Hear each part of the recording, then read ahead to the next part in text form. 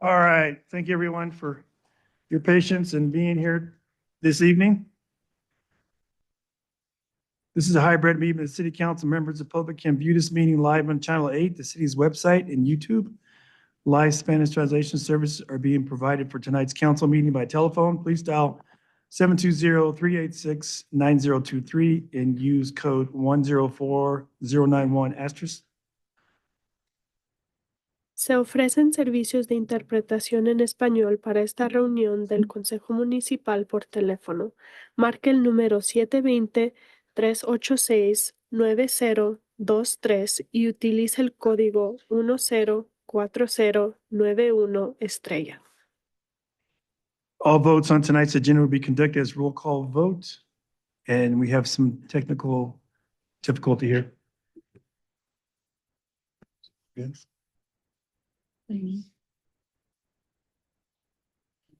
Issues with what? Did you unzoom the mic? Waters ain't working. The monitors aren't There's working. 3. Tiffany. Oh, maybe. She's right here in the corner. Yep. Let me grab Tiffany. You turn white. Yep. How's that? Did that work? Did I throw it? Yours is on. It's on.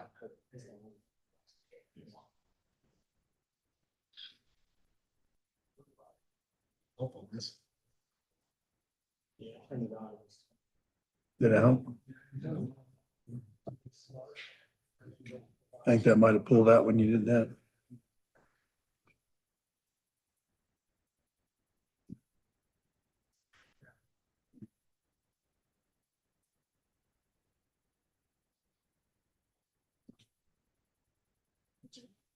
Are you able to see if they request to speak? No. Oh, Yeah. okay, yeah. Is everyone showing now? Nope. Showing now? Is it on? Nope. It's on these over here, but over here it's not. Chrissy, is your monitor on? It's not over there. So it's everything on this side of the dais. Oh, it's all of ours. Oh, it's some from my TV. Okay, just keep going. Keep going. It's all of them. All the computers. Yours isn't working? Mine's working. None of them are working. Really? Just mine.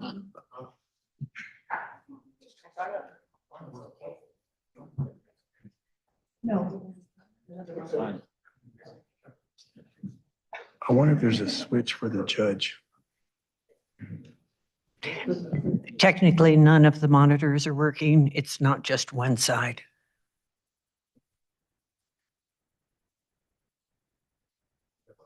Just keep going. Just keep going. Keep going. Is it good?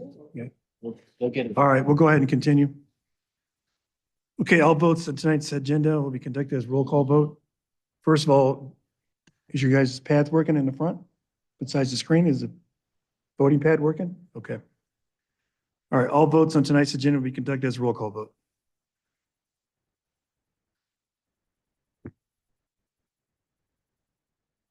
Sorry. I will now, let's see what time it is. It's 6:03. I will now call the meeting to order and ask the clerk to take a roll call vote. Mayor Douglas, Present. Mayor Pro Tem Noble, Present. Councilmember Madera, Councilmember Teeter, Present. Councilmember Chacon, Present. Councilmember Kim, Here. Councilmember Dukes, Councilmember Ford, Here. and Councilmember Douglas. Here. Mayor, you have a quorum. Thank you. I will ask the clerk, sorry. I need a motion and a second to excuse member not presented. Councilmember Kim, So moved. Councilmember Ford. Second. Okay, the motion on the floor is to excuse members not present. We'll ask the clerk to take a roll call vote. Your vote is open.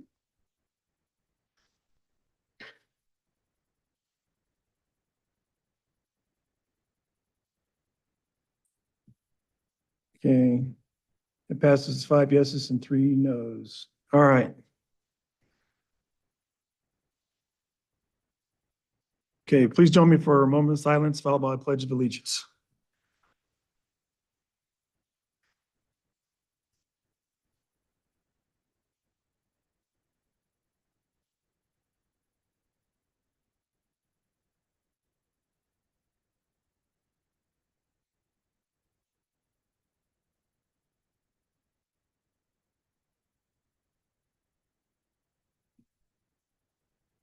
pledge allegiance to the flag of the United States of America and to the republic for which it stands, one nation, under God, indivisible, with liberty and justice for all.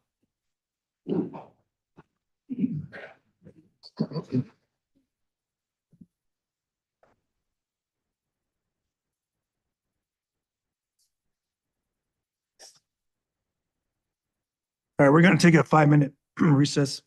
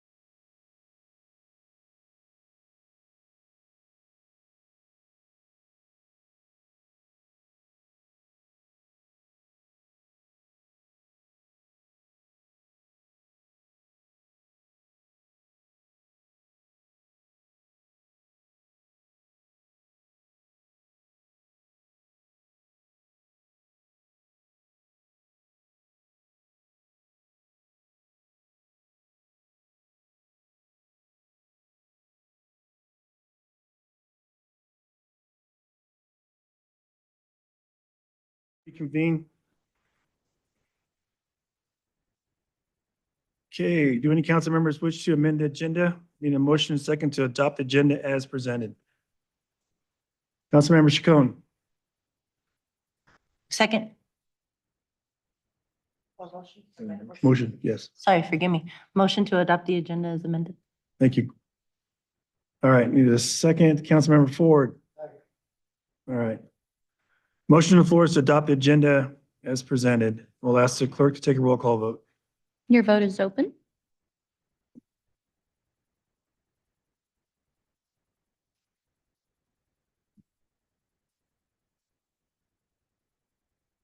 That passes.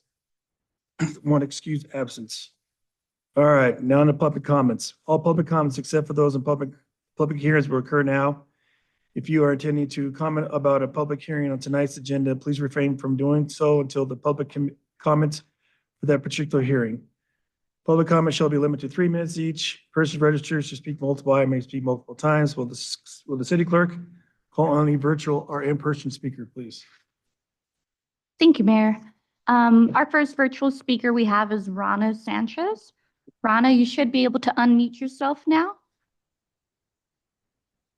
Okay, thank you. In 2021, Press *9 in order to unmute yourself.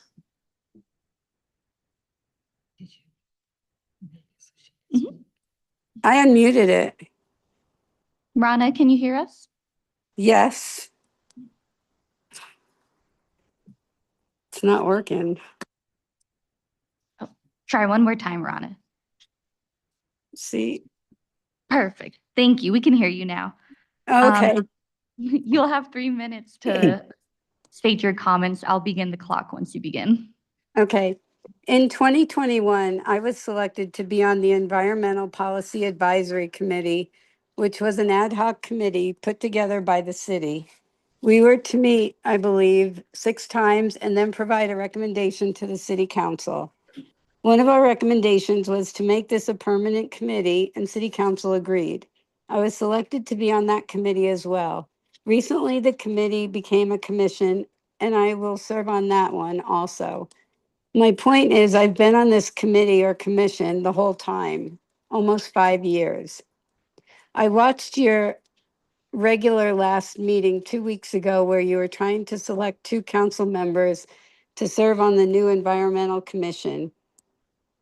It was fascinating to watch. I wouldn't think something like that would be so political, but it was, and it was pretty obvious. So I offer you this. I have attended most of the environmental meetings over the past 5 years, and I can honestly say that the one council member out of all of you who has been at most of those meetings is Councilwoman Christy Douglas. She's been at our meetings even when she was not required to be there. Councilwoman Renee Chacon, who you all voted to be one of the council members on the commission, has attended quite a few meetings and knows quite a bit about sustainability. So I think that was a great decision on your part, and I think she'll be a great addition to the commission. Mayor Pro Tem Susan Noble has attended and participated in many meetings. I have seen Councilman Craig Kim at our meetings. I've seen Mayor Steve Douglas at our meetings. And I've seen Councilman Rocky Teeter at our meetings. I speak for myself only when I say I don't care who you all select for this position, but I encourage you to select someone who has attended our meetings because it shows that they care. Again, that would be Rocky Teeter, Christy Douglas, Susan Noble, Craig Kim, and Steve Douglas. Thank you. Thank you, Ms. Sanchez. Our next speaker we have in person is now Regina Baca.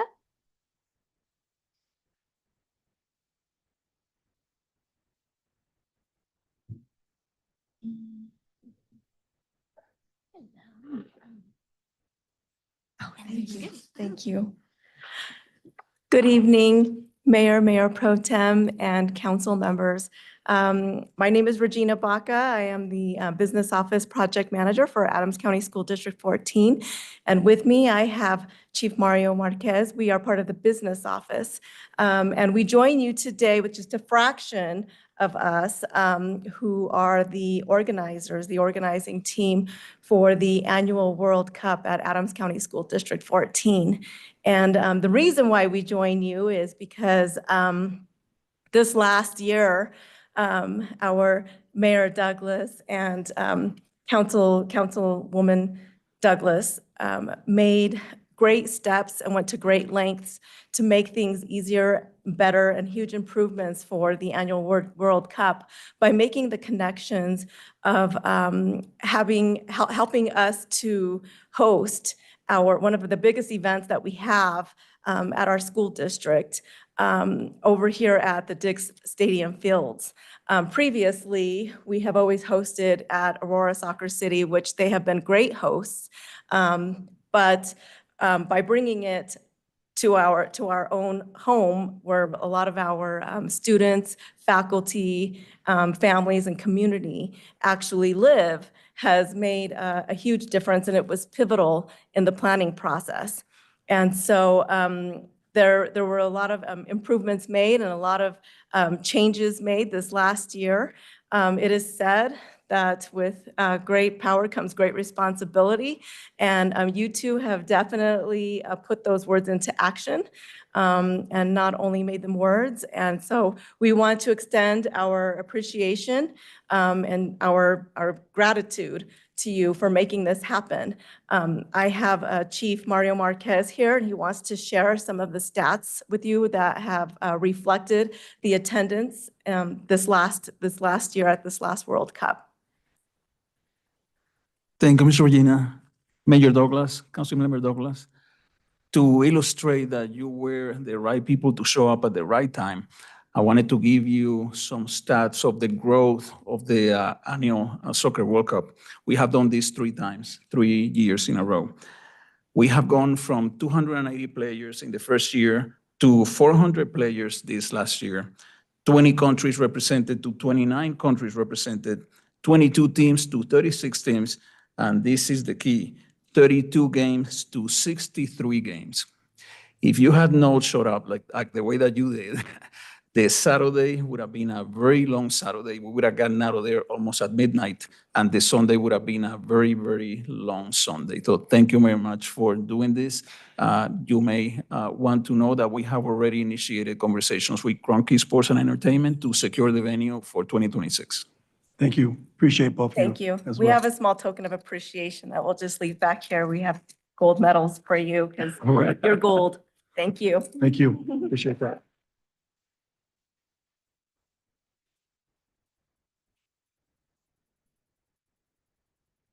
Our next in-person speaker will be Scott Van Houston.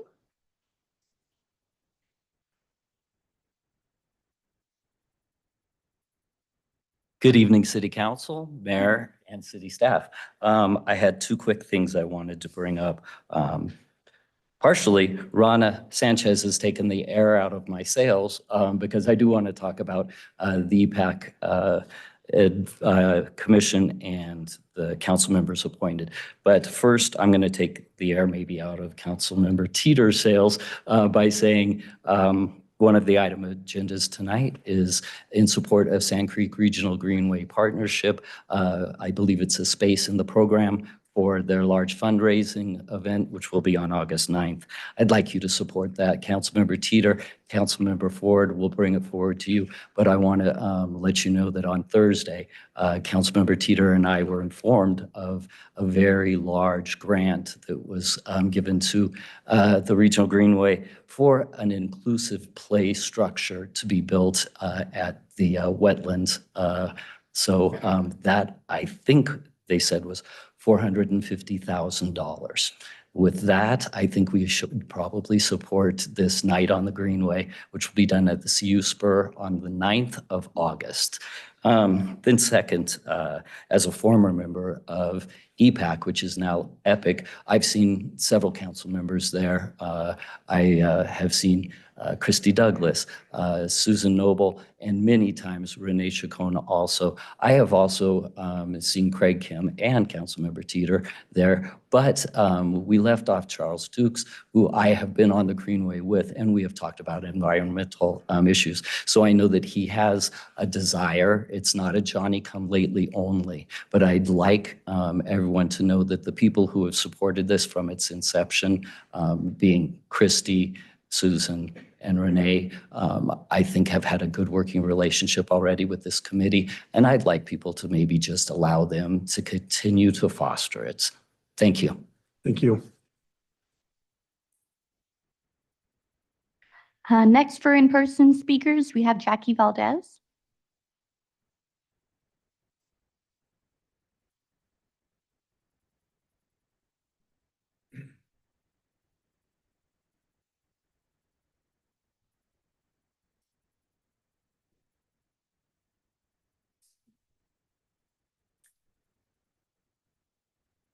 Good evening, council, city Evening. management. One quick thing is, as far as the Environmental Commission, I do know that Christy Douglas has dealt with us with a lot of things, informed us on a lot of things. So just my input, I'd like to see her on the committee. Second choice would be up to you. Second of all, we have been here several times for several months. And Oscar has not been here. And yet, we're excusing him. Oscar, to me, is not doing his job. And I can tell you over the weekend, it's a prime example of what can happen in our neighborhood. Saturday night, I started out with, I heard a noise in the backyard. So I went around to the side of the house and I saw somebody sitting on the sidewalk. I proceeded to the backyard to check the backyard, make sure that nobody was in the yard. I headed back to the front, and as I get to the front, the gentleman gets up off the sidewalk, walks over, and tries to open my gates. Two of them, both have padlocks. Then he seen the fence was kind of weak a little bit, so he decided he was going to try and go over the fence. My reply was, if you go over my fence, I have a not nice dog, and I'm going to let her loose on you. You got a choice. What's it going to be? You need to hightail your stuff with your stuff down the street. So I went ahead and contacted the police department. It took several hours for them to contact me. Did get a call back. Ms. Valdez, if you see him again, please let us know. I had already saw him already because he came back down. Where he went, I have no idea. I don't know if he went down Albion or to Colorado Boulevard because the camera stopped. 3:30 in the morning, I'm hearing screaming and hollering on the side of my house and in the front of my house.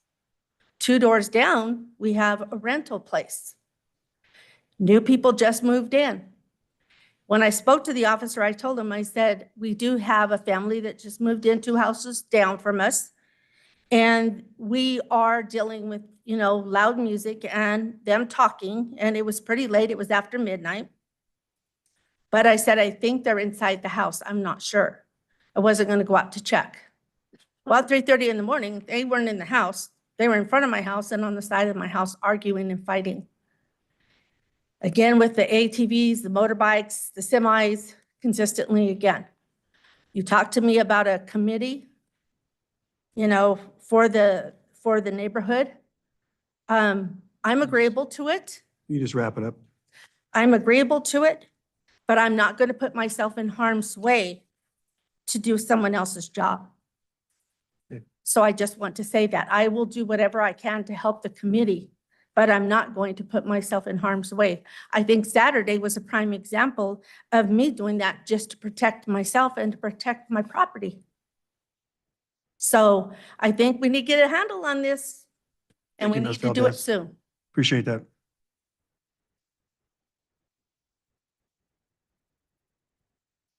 Mayor Douglas, that is all we had for. All right, in-person thank you. speakers. Members of the public were able to submit written comments online and by mail. Written comments were not received by the deadline and they were not incorporated. If a follow-up is necessary, you should be expected to be contacted by a staff member. Up next, recognitions, 2025 Memorial Day Parade Award winners. I invite Lisa Smith, Special Community Specialist, to make the presentation.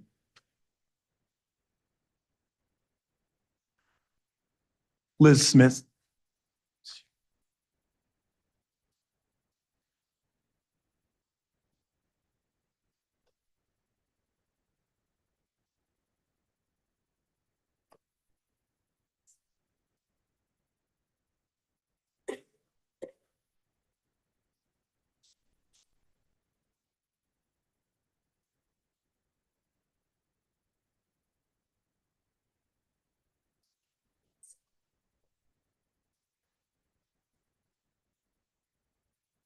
Oh.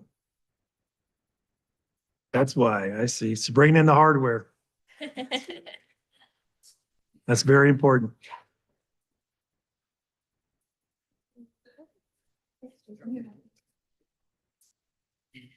Good evening, Mayor, Mayor Pro Tem, and members of City Council.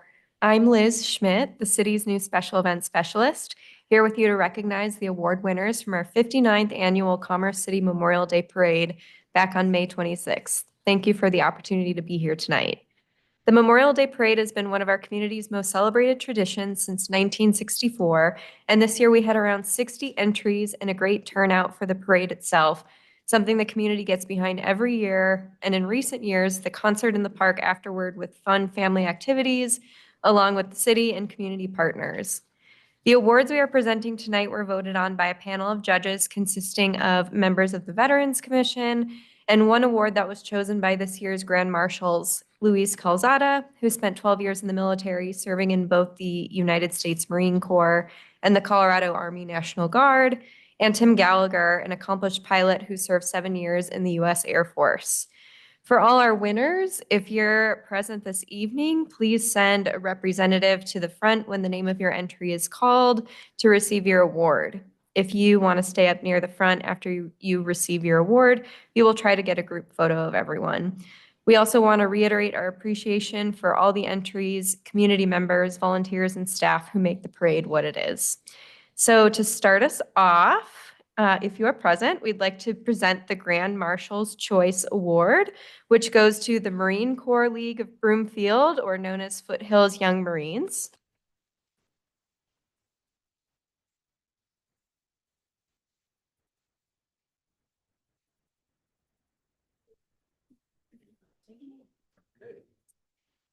And then moving on to Community Spirit. In third place, we have 180 Community Church.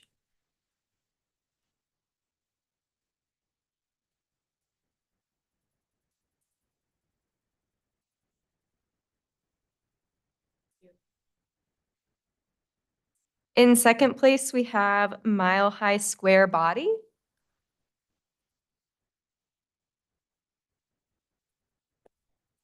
And in first place, we have the Colorado Youth Mariachi.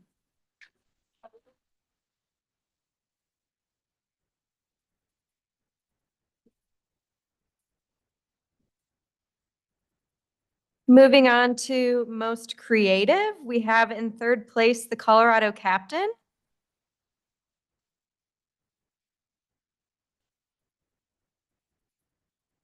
In second place, Out of Control Car Club.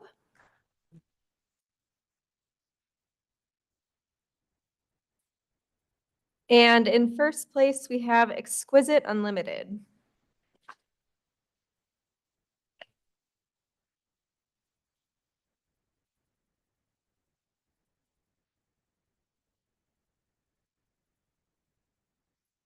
Next, we have Most Patriotic category, and in third place, we have Adams 14 ROTC.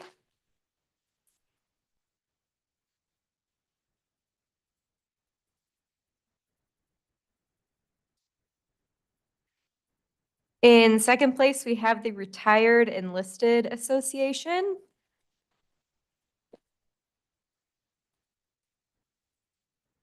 And in first place, we have Mile High Veterans.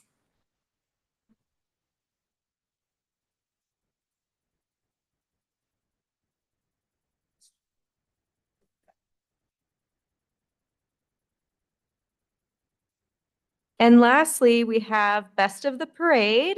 In third place, we have the El Jabal Shrine.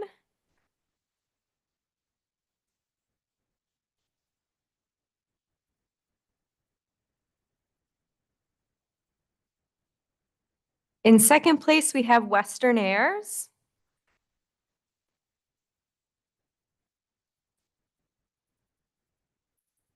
And in first place, again, we have the Marine Corps League of Broomfield.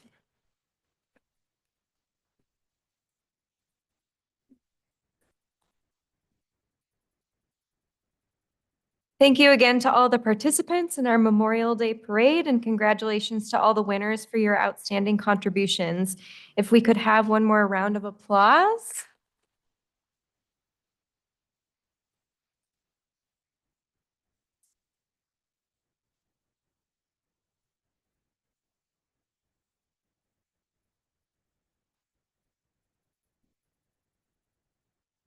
All right, I'd like to invite the council forward to take a picture with the award recipients.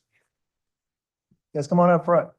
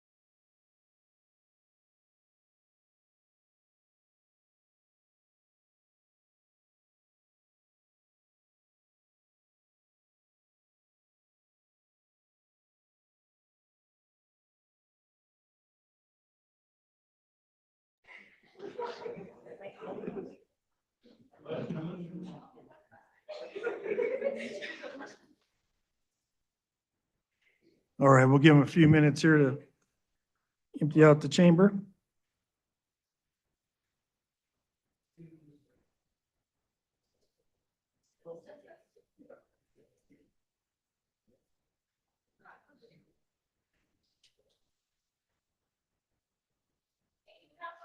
Thank you.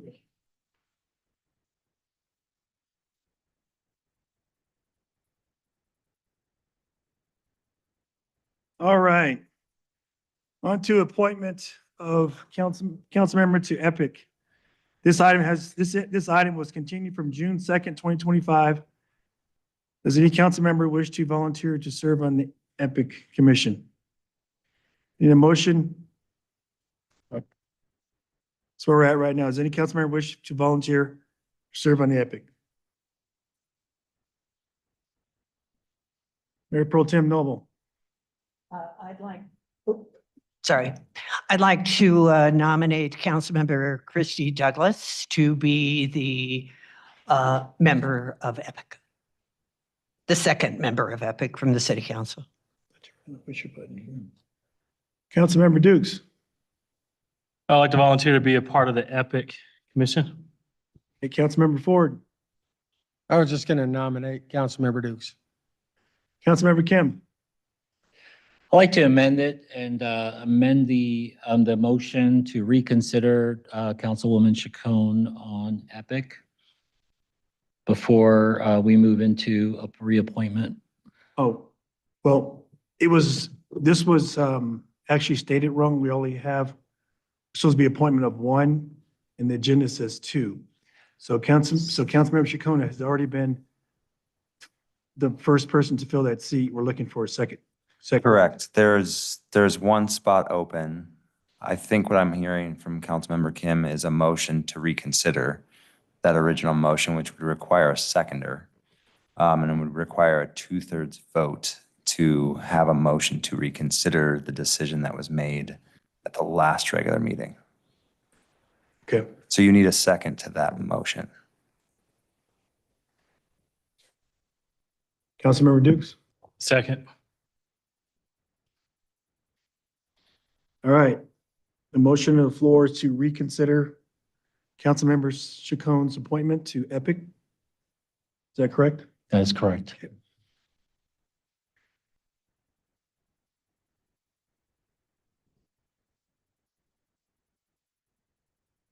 What do I ask for, point of order or? Oh, discussion, sorry. Point of clarification.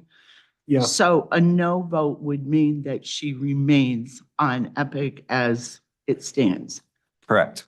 Thank you. Councilmember Kim? Yeah, and so my rationale is to, once if, in speaking with Councilwoman Chacon as well about it, to remove her, to request her reappoint and reappoint it to you. I'd rather Councilmember stay though, love. Douglas. On my behalf. Sorry, Councilmember second. Chacon? I would rather stay on Epic and we should vote or we'll be here going back and forth all day for another seat again. Sounds good then. We'll just take it to a vote for 2/3. Mayor Pro Tem Noble? I'm sorry, I have a motion on the table. My motion is nominating Councilmember Douglas. And then it started traveling from there. So there is a prior motion on the table. There is not technically a motion on the table. The question that was posed by the mayor was, would anyone like to nominate themselves? There was discussion at that time. Councilmember Kim made a motion to reconsider Councilmember Chacon. I did make a motion for Councilmember Douglas prior to his motion. There was no motion made and there was no second. I did make the motion prior to Councilmember Kim's about Councilmember Douglas. We needed a second on my motion, and Councilmember Kim interrupted that process. My understanding, Mayor, was that the question was, does any council member wish to volunteer to serve on Epic? And there was discussion on who would be interested, and there were a handful of folks that said that they were interested. I said this prior to other people speaking when there was a gap and no one spoke up. Mayor, do you recall there being a motion made, and was there a second? There was a motion made, but I don't recall a second. He didn't call for a Councilmember second Douglas? yet. Yes, there was a motion made and I would like to second that, please. So folks, technically the motion that was made and seconded thus far is Councilmember Kim's motion. Okay. All right, well, let's go ahead and go with that. Unless there's other discussion. Is there more discussion? And as a reminder, this requires a 2/3 vote, which is 6 members. Okay. For the reconsideration. Correct. Correct, okay. Hey, Councilmember Douglas, you done? Are you done? Out of the queue? Councilmember Kim? Okay, Councilmember Kim? So my rationale behind this is after speaking to residents, and obviously what we heard tonight as well, is that we have seen that that Councilwoman Christy Douglas has been attending this through and through. And I feel that, it's a matter of, that she does have the experience that's on there. No offense to Councilwoman Chacon, just saying that, if she's been there day in, day out with Epic, I think it would make sense to have her on there. That was my main reason why I requested for a motion to reconsider. That is all. Councilmember Douglas? Thank you. And I will remind everyone that Councilmember Chacon was elected as one of the liaisons. No one was elected as the second person to be on this commission. So to reconsider Councilmember Chacon, when she has been going to many of the meetings and knows sustainability, environmental justice, environmental injustice, and has served on many of the governor's commissions and boards, that she has a right to maintain that seat that she was elected for, and to not be reconsidered, not just to give me an opportunity.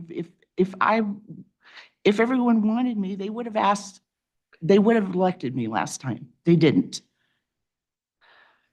And so this move to reconsider Councilmember Chacon just does not make sense to me at all. Not at all.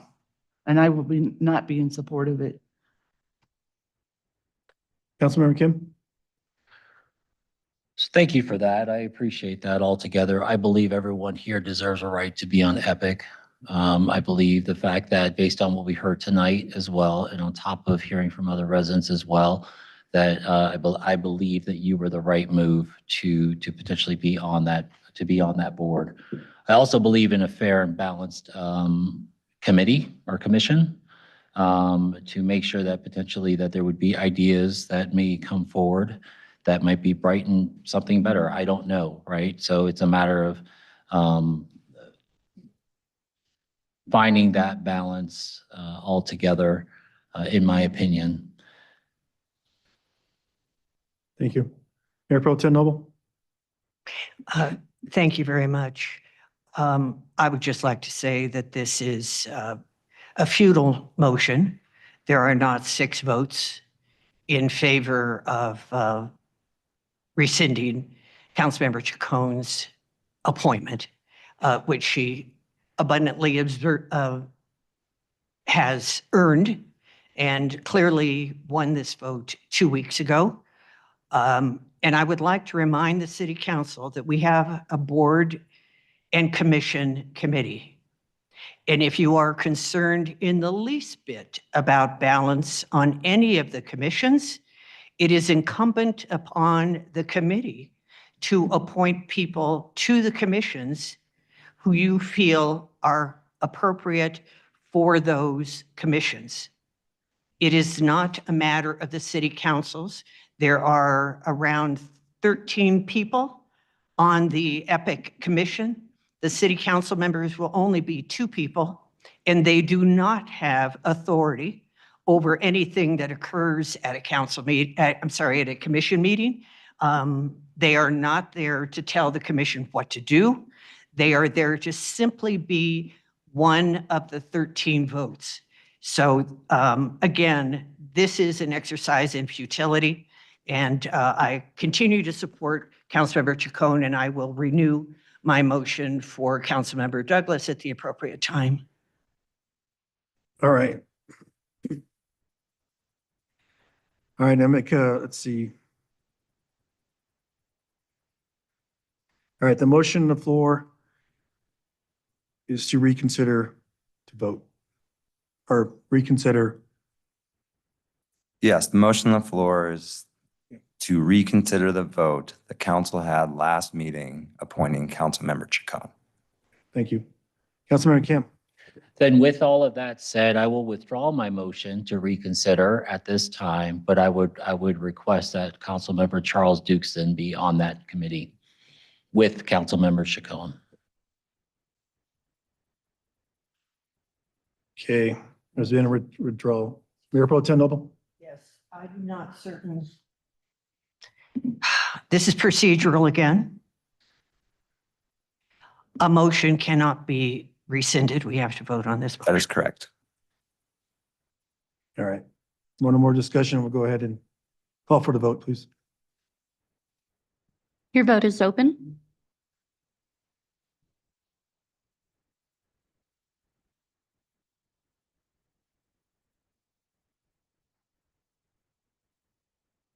Okay, it's 4-4. Councilmember Dukes?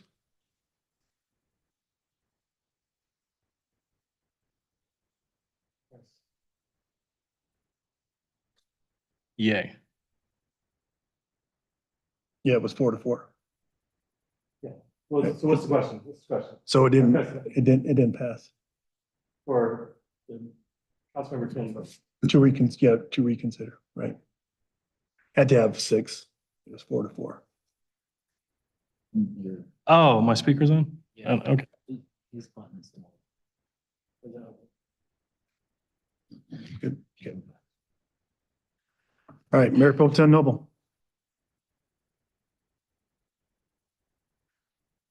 I'd like to make a motion to appoint Councilmember Douglas to the Environmental Policy and Innovation Commission. Okay. Councilmember Chacon. I would like to second that, and I've always been taught to respect my elders and those that bring that type of experience and knowledge in that space. So I would really gladly like to work in a space that, as Councilmember Noble already mentioned, we have a good repertoire with the committee as it is. We've been in that space, and we're not meant to make this a political or more of a polarization again within our own council. We will be one of many votes, and all the work that we do, just like as in policy and governance, we always bring back to council with as much fair, balanced transparency as possible. And if anybody has showed that with respect and grace, has been Councilmember Douglas.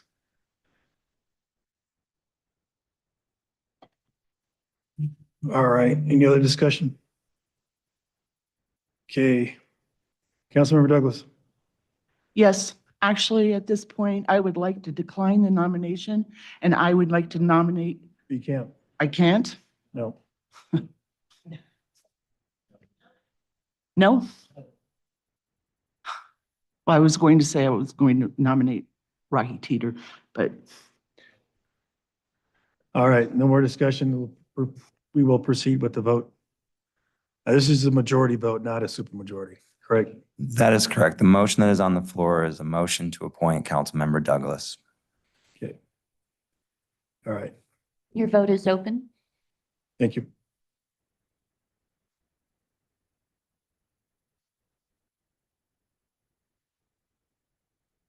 Okay, that fails 4-4. Okay. All right, no remarks, please. Okay, Councilmember Douglas? yes, I would like to nominate Rahi Teeter as the second liaison for the EPIC Commission. Okay. There's, So Mayor, there's a motion to nominate Councilmember Teeter. yes. Is there a second? Mayor Pro Tem Noble? I'll second that. All right, and first and a second to appoint Councilmember Teeter as a second liaison to environmental policy and innovation. Your vote is open.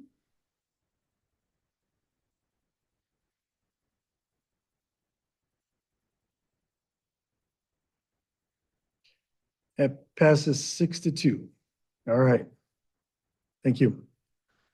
Okay, so on the EPIC, it's Councilmember Teeter and Councilmember Chacon. All right. Up next, Adams County Fair sponsorship. I'll invite Councilmember Ford to introduce this item. I'd like to make a motion to, excuse me. I would like to make a motion to sponsor the Adams County Fair in the amount of $3,000. We have participated every year since they started allowing municipalities to play a role. So that's my motion, $3,000 to participate with the Adams County Fair. Thank you. Councilmember Teeter. Second the motion. All right. There's been a first and a second, and this will be to sponsorship to Adams County Fair at a $3,000 level. Any discussion? Motion on the floor is to support the Adams County Fair in the amount of $3,000. I'll ask the clerk to take a roll call vote, please. Oh, It's, no one's name popped up here. Councilmember Douglas. Yes, I saw that, the Adams 14 Education Foundation that it has to be somehow that they are the contractor. Can anyone explain that to me? Why it's going through the Adams 14 Education Foundation? Councilmember Ford. I have no idea. I don't understand what we're talking about with the Adams County Port. I think it says over here, the financial impact, the contract is Adams 14 Education Foundation. So upon of this application being filled out, there's areas where there's a request, Adams County Fair sponsorship, and then it says background. Request by Councilmember Ford, co-sponsor Councilmember Teeter. Sponsorship includes logo, recognition of on-site signature to be seen by 100,000 attendees, branding and official fair program, digital, social media marketing, customer relations, staff benefits to include tickets and ticket events and access passes from July 30th to August 3rd, 2025 at Riverdale Regional Park in Colorado. And it just says contractor Adams 14 Education Foundation for $3,000. But there's some information on the fourth page going over. So I'm not sure how to explain that if there's someone at staff that, or City Manager Rogers. I think that's a fair question, ma'am. I think obviously you can't speak as to the relationship between the county and the foundation and how they're partnering together as to the collection of the sponsorship dollars. If you would like, given that there's time, and if you would like us to go back to ask that question and to place that on the July 7th meeting to come back to you, we can do such. I believe the fair is, I'm looking for the date again. July 30th to August 3rd. July 30th. So we do have some time to get this squared away if you all as a body would like to do so. But once again, obviously, we simply respond to the request. Once again, we don't have an innate understanding of what the relationship may be, but if that's a question that you all would like to have answered, we can go and ask that. I would like to have that answered. I noticed it, and typically it just goes, the contractor is whoever's making the request for the sponsorship. So that raised a red flag to me. So that's why I'm asking the question. So, I hate to postpone this, but to me, there needs to be clarity on that.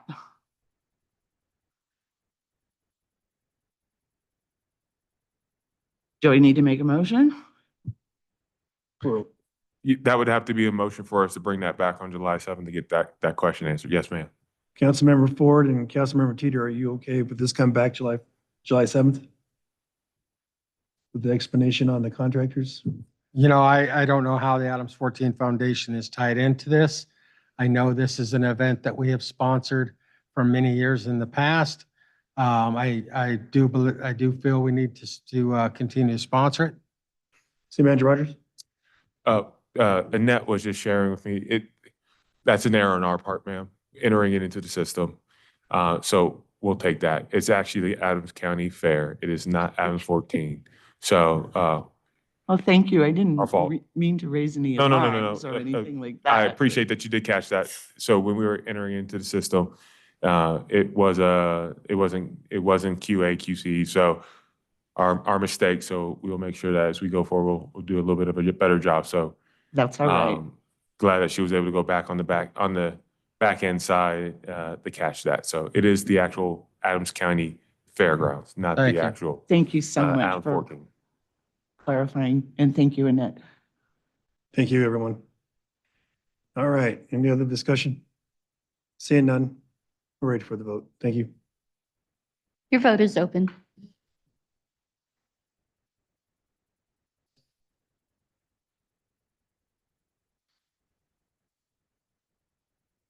Mayor, how do you vote? Oh, sorry, I thought I pushed it. over. Thank you. Thank you.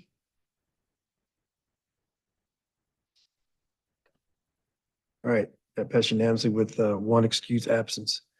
Okay, up next is the Sand Creek Regional Greenway fundraiser. I'll invite Councilmember Teeter to introduce this item. Yeah, I'd like to make a motion to support Sand Creek Regional Greenway fundraiser for their 25-year celebration. Councilman, Pardon? no, go ahead, sorry. In the amount of $1,000. All right, Councilmember Ford. Okay. All right, have a first on this, a motion has been made and then seconded. Is there any discussion? Councilmember Teeter? No discussion. Okay. All right, seeing no discussion. Councilmember Kim, did you have a discussion? Okay. Motion on the floor is to the sponsor of the Night on the Greenway event, amount of $1,000. I will ask the clerk to take a roll call vote, please. Your vote is open. Thank you.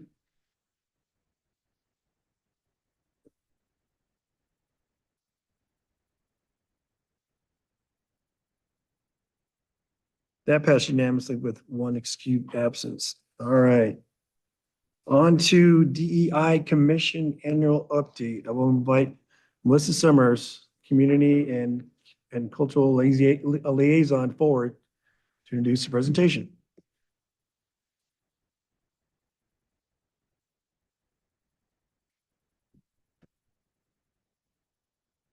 Good evening. My name is Melissa Sumner. I'm the Community and Cultural Liaison for the city, and I have the honor of supporting the DEI Commission. So I would love to, I'm sorry, our chair had to step away for a moment. So I'll get us started here. And then once I see her back in the room, I'll introduce our chair, Iona Long Soldier. So this is our report. We have a lot of new, exciting members joining the DEI Commission this year. We have Iona Long Soldier as chair. She's been there since the inception. Bianca Gonzalez de la Rosa as vice chair, and then several other members here. We only have 2 current vacancies on the commission. The commission is up to 14 members. That's 12 residents and 2 city council members, as you know. Meetings are on the last Wednesday of the month, with off months being held virtually and even months being held in person. So we alternate, this is new this year, either being in person and then alternating to virtual. So going back and forth on that, we've noticed a lot of engagement in doing that shift. And the mission of the commission is to advise the city council and city manager regarding opportunities to address issues of diversity, promote programs, and provide guidance to create a more equitable, accessible, safe, welcoming, and inclusive government and community and practices for conducting outreach, public engagement, removing barriers, and increasing access in a diverse community, events and activities relevant to promoting inclusion in the community. And I would love to welcome up our chair, Iona Long Soldier.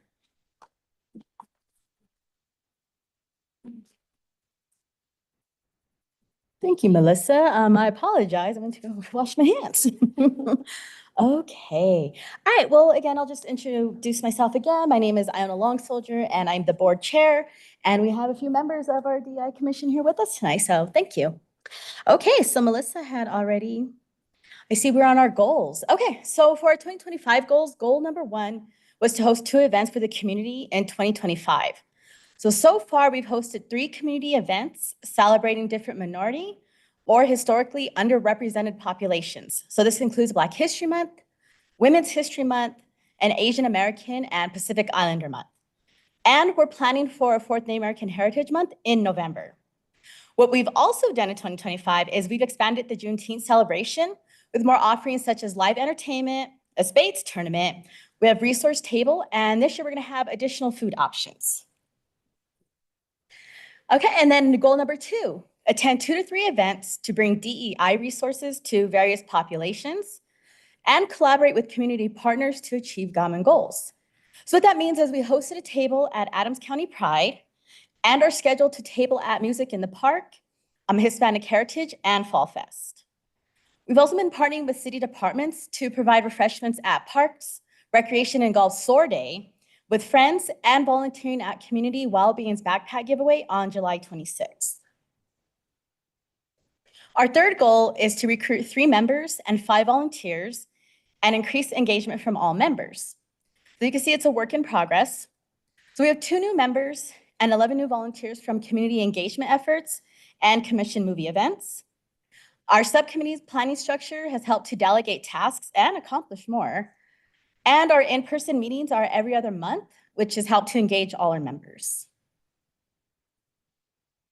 Okay, our goal number 4 is pursue testifying twice on DEI legislation to city council, state, or national boards. So what that means is that we will be following the Colorado Center on Law and Policy and their initiatives, and also monitoring opportunities to advocate for DEI initiatives. All right, and then our proclamations. So thus far in 2025, DEI has provided proclamations to City Council for Black History Month, Women's History Month, Juneteenth, Asian American and Pacific Islander Month, and Pride Month. And at least 3 more are planned for the remainder of the year. All right, are there any questions? Thank you, Chair Long Soldier. Any council members have any questions for the chair and for the DEI Commission? Councilmember Dukes. Thank you. Thank you for the presentation. Thank you all the members who are part of the DEI Commission. I have just a couple of questions. One is when we think about the events that are happening across the city, thank you first for putting them all on. Can you talk about your thought process on having some up north versus down south versus east, like in Bell Creek? What comes into the thinking around having these events in different spots? So for sure, Juneteenth is at Pioneer Park, right? It's our most populated one. So that is why that one's there. And so now that it's annual, people can expect it there. As far as like the movies, we've tried them at both rec centers, one in the south and one in the north. And so now we're currently collecting like numbers. So I know, Christy, you've been to them. So we're still trying to figure out the days, like which days will work better, what times, and in which location. So a lot of it right now is actually like doing it to see what works better. And then knowing that we do have to switch them up because some people in the south, we stay towards this day, either in Reunion or in the southern part of Commerce City, but we are trying both. Thank you. I put that out there to think through, continue to think through, because you do have Reunion, but you also have a lot of the Turnberry area as well as Bell Creek. And I hear a lot of residents, like, I would love to be a part of that. It's just the drive sometimes is inconvenient for some. And so something to think about as you guys are thinking through in the commission. How do you continue to use data, which I appreciate, to be strategic around where you have some of these events? The other question I have is just on your goals is to testify with DEI legislation and making sure you follow the Colorado Center on Law and Policy initiatives. Can you just walk through what that looks like in a typical day or session, I guess? What does that look like for you guys? So we do have a subcommittee. Right now it's our VP and another woman. And what it is that they've been going through different DEI initiatives, right? What we've told our board or anybody else is that it's not majority rule. So these are initiatives that are brought by people from the council, right? And then we can speak on it. But that's what we made clear is that it's not any one DEI initiative and it's not just limited to like, color, religion, or otherwise. Because there are other DEI partner, divergency, sexual orientation, what have you. So we can really mostly work from the people that are on our board, right? So that's why we try to be a lot more intentional with our recruitment. But again, I wouldn't say we're not, I just say that you don't have to do it if you don't want to, right? A lot of these initiatives are coming from, like I said, anybody that's on the council, and then you can choose to do it or choose not to. But what we want to do is actually, do like templates that you do for like other testifying so that we can have a template. So even if it's like, because I know when I was an organizer, we used to do the Colorado Homes for All. And so there was a template, or if, people need drawings, people love children's drawings or something, different medium, to bring to it. So that's what we're thinking about now.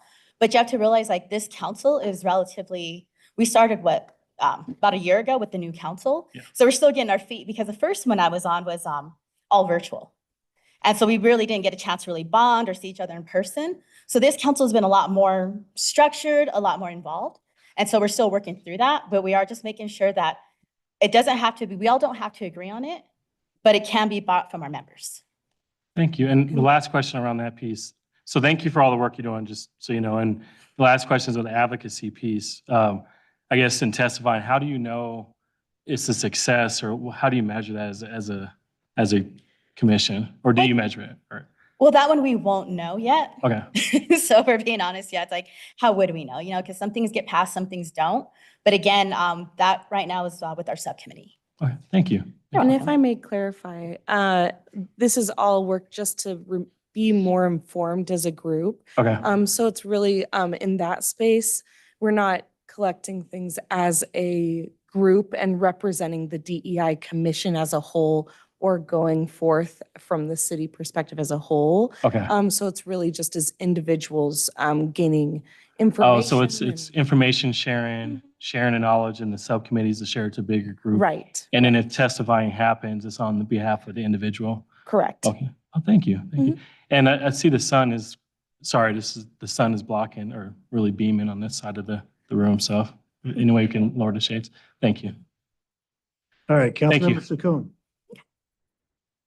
Thank you all for the work that you're doing. Have you had any organizations that have been willing or able to partner with you, whether it's even for the advocacy, maybe there could be talking points, or kind of help people through the stigma of testifying? Because I know that that can be traumatizing sometimes, or just within your events too. Or should we help in any way to help connect those organizations, bring those organizations? And I've noticed they're also looking sometimes for committees to help support them and have that relation. Well, so far, I would say, again, because now we're like in person, right? It's now a different dynamic.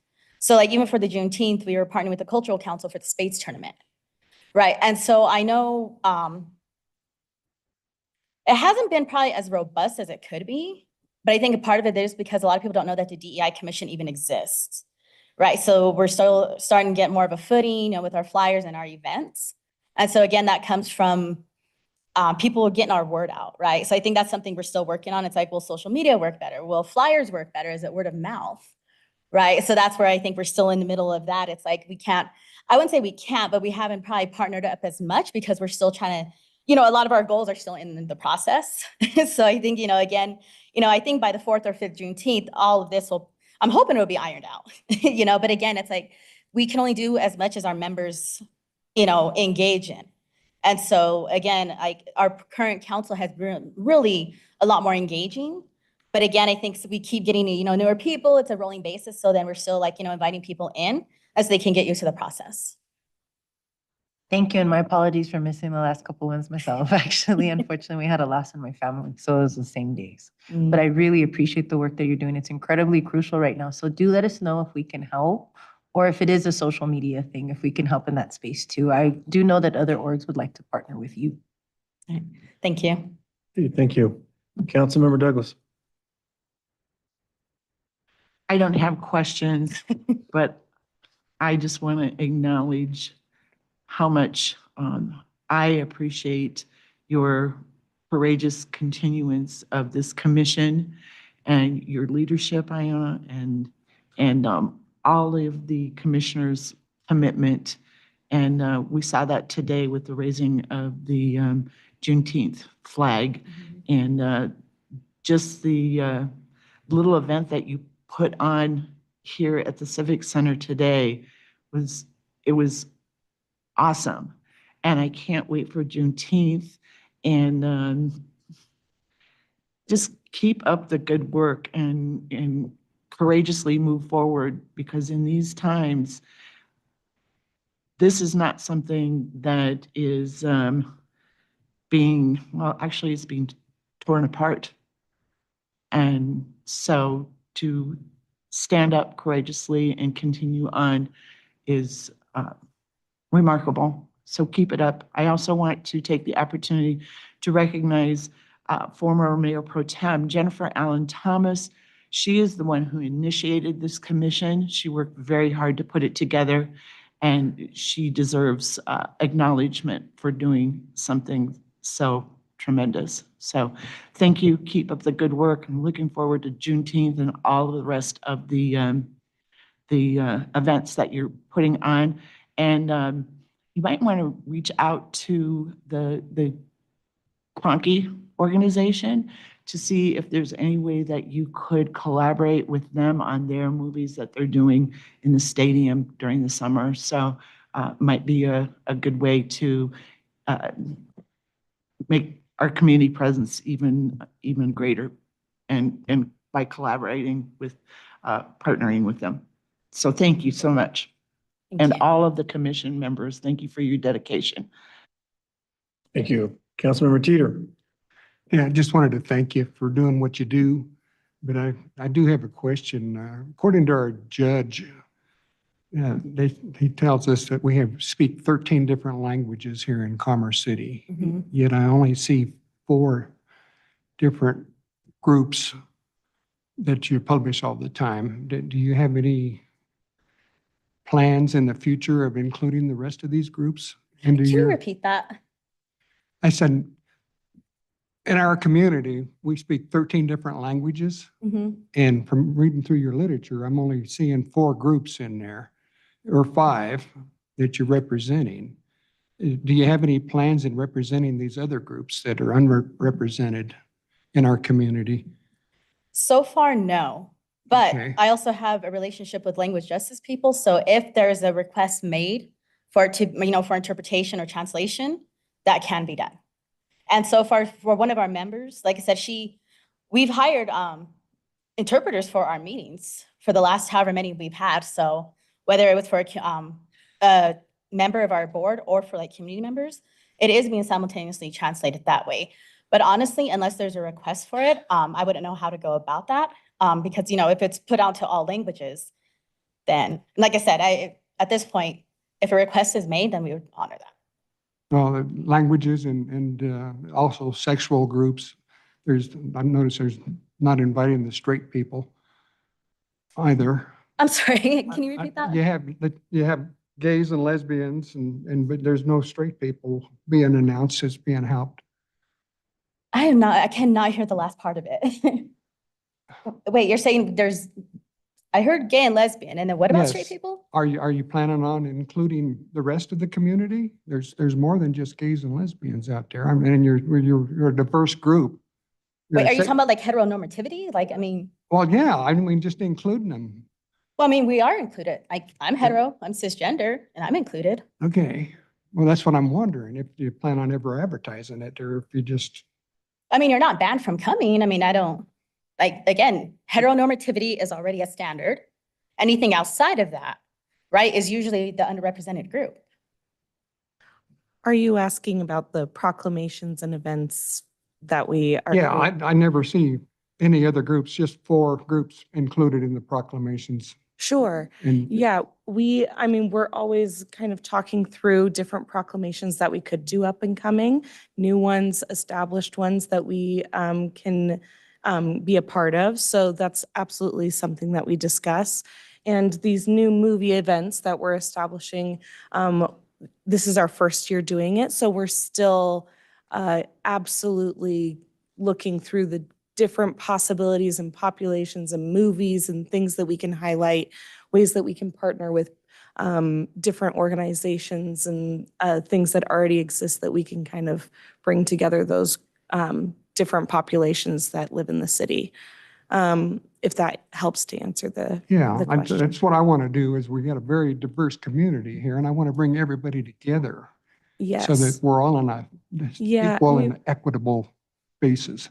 Yeah, as a commission, we've talked about highlighting those as individual, like we do for Juneteenth, for example. We've also talked about a giant multicultural, celebrations as a big dream in the future. So yeah, we're taking baby steps and kind of figuring out what niches we're kind of filling and how to best support and celebrate.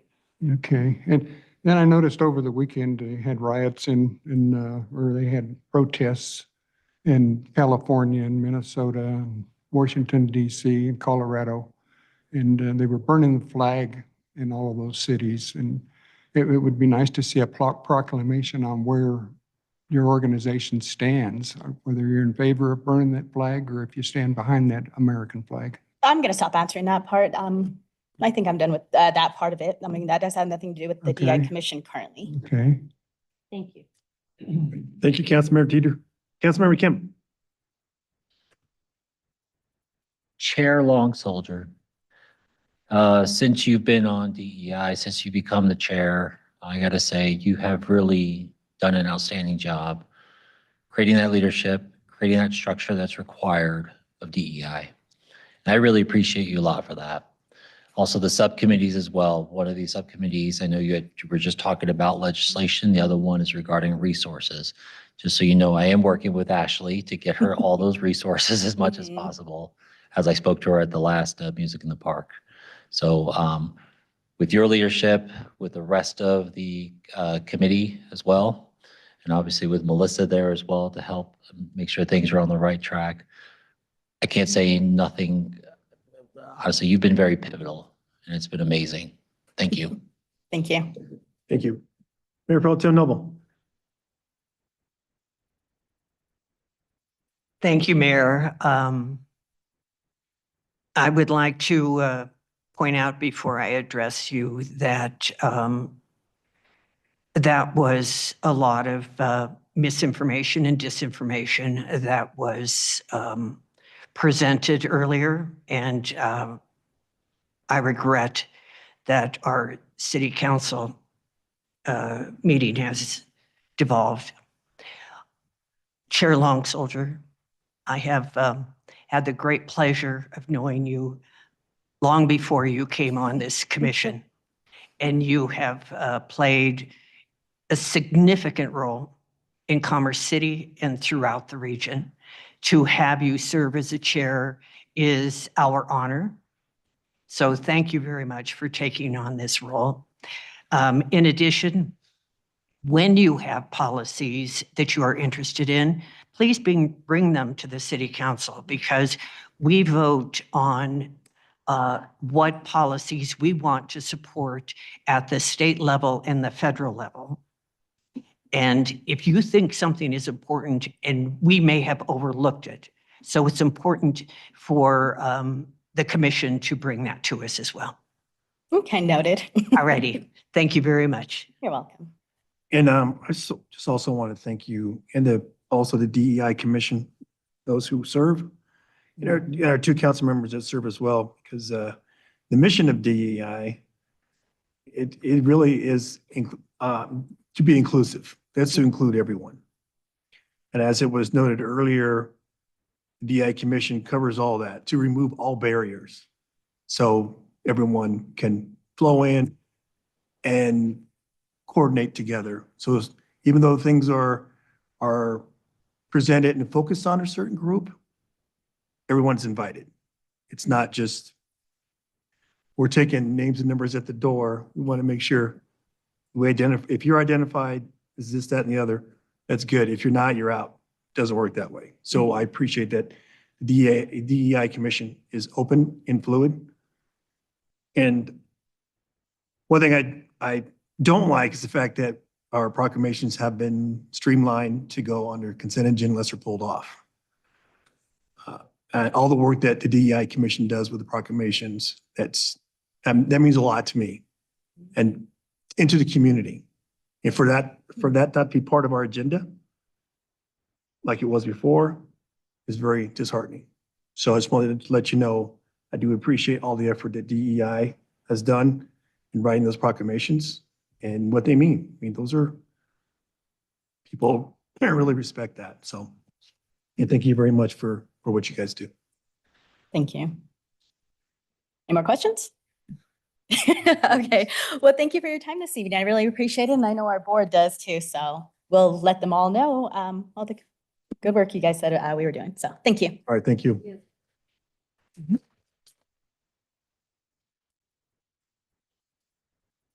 All right, up next, the consent agenda. Consent agenda includes items that are routine, procedural, informational, self-explanatory, and non-controversial. These items are presented to council for a single motion and a vote.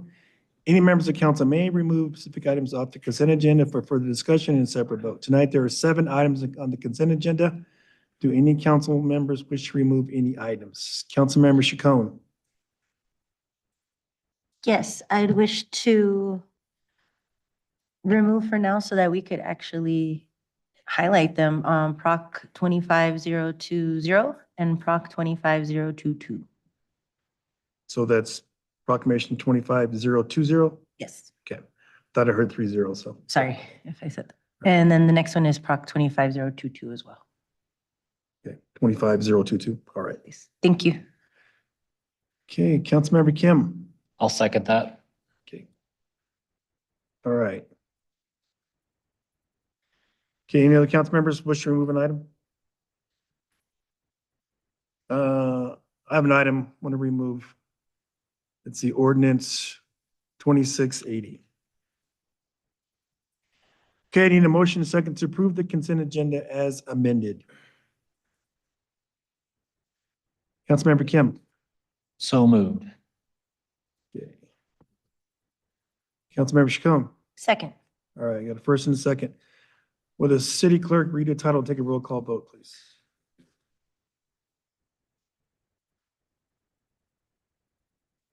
Ordinance 2675, an ordinance amending the 2025 budget of the City of Commerce City by the recognition of the Off-System Bridge Program Grant Award in the amount of $720,000 for the rehabilitation of the bridge at Tower Road and Third Creek. Ordinance 2678, an ordinance amending the 2025 budget of the City of Commerce City, Colorado by the recognition of Natural Disaster Mitigation Enterprise Grant funds in the amount of $300,000 for wildlife fire mitigation and the authorization of the expenditure thereof. Ordinance 2679, an ordinance amending the 2025 budget of the City of Commerce City by reappropriating remaining donations and grants balances in the general fund, police donations fund, and grants fund totaling $444,000, $136.72, and authorizing the expenditure thereof. And Resolution 2025-090, a resolution approving a request by 27J School District for a disbursement of school fees in the amount of $1,600,000 for construction of Rocky Vista High School on the northwest corner of 96th Avenue and Reunion Parkway. Your vote is open.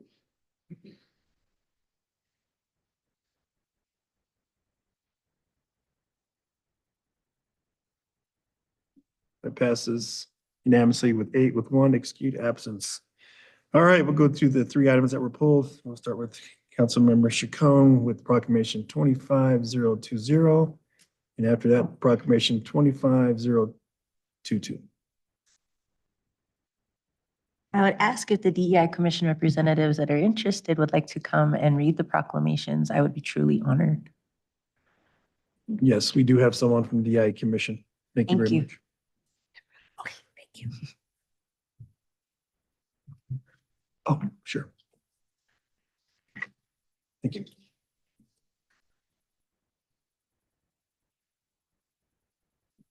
Okay, thank you so much. All right. Thank you. Good evening, City Council. Yeah. Whereas Juneteenth is a federal holiday that celebrates the emancipation of last enslaved African Americans in the United States. And whereas on June 19th, 1865, enslaved African Americans in Texas learned of their freedom and that slavery had been abolished, a full 2 years after President Abraham Lincoln signed the Emancipation Proclamation, which declared more than 3 million slaves free. And whereas freed slaves celebrated the news of their freedom through prayers, song, dance, and food. And whereas the following year, on June 19th, the first celebration was held that included clothing that represented their new freedom, prayers, spiritual songs, and a feast, a celebration that was held in other states and became a tradition within a few years. And whereas Juneteenth is now celebrated across the country through community marches, religious services, prayer vigils, educational events, family gatherings, and cultural events that include food, music, and dancing, while also providing an opportunity for the nation to remember the impact slavery has had on the African American community and honor African American culture and those who continue to fight to end inequalities, injustices, and the struggles that affect the African American community. Now, therefore, the City Council of Commerce City recognizes June 19th, 2025 as Juneteenth and encourages all residents to join in celebrating by joining the city at the Juneteenth celebration at Pioneer Park on June 19th from 4:30 to 7:30 p.m. Thank you. You're welcome. Thank you for reading that proclamation.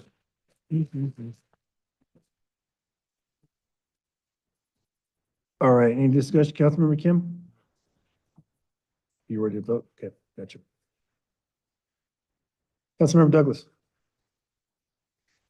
Thank you for coming up and reading that on the fly like that, without it being on the agenda and delivering it so eloquently. So thank you, Joanna. Really appreciate your commitment to the DEI Commission as well. Yes, I want to thank you as well for waiting to see if it gets pulled off so you can read the proclamation. So I appreciate your patience and your timing. Sure, anytime. All right. Need a motion and a second to approve the proclamation. Councilmember Kim. I'd like to approve the proclamation 25-020. Councilmember Chacon. I would love to second. All right.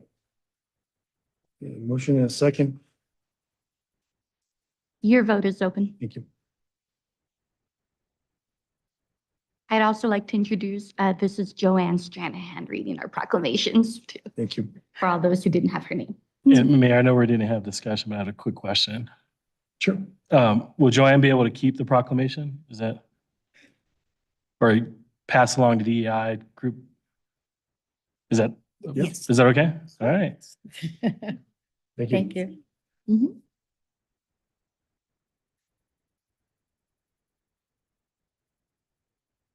All right, the passion unanimously.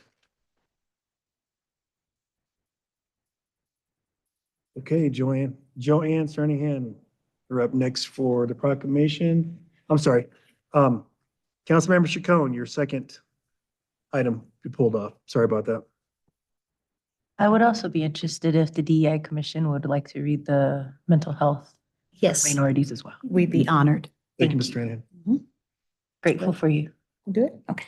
All righty. Whereas a sense of belonging and inclusion in communities is vital for the well-being and mental health of BIPOC, Black, Indigenous, and people of color individuals, and whereas community-led spaces such as cultural hubs, areas in which people of a specific cultural background have come together to live, provide services, or connect with one another, are vital sources of belonging that promote overall mental health and wellness. And whereas connection with one's culture and community is key to supporting overall mental health, individuals who have strong connections to their communities have better mental health outcomes, including lower rates of suicide, violence, and feelings of isolation. And whereas no one knows a community better than those within the community itself, in order to move toward a more mentally healthy future, community-led action must be prioritized and sustained. And whereas advocating for mentally healthy environments must prioritize access for all. Strong community support requires an overall understanding that every person is deserving of a healthy environment and has a role in the wellness of those around them. Now, therefore, be it resolved that the City Council of the City of Commerce City hereby designates July 2025 as Phoebe Moore Campbell National Minority Mental Health Awareness Month and encourages residents to increase awareness and understanding of BIPOC mental health. The steps our citizens can take to protect their mental health through community-led action and organizing, and the need for appropriate and accessible services for all BIPOC people with mental health conditions. Thank you, Ms. Stranahan. You're welcome.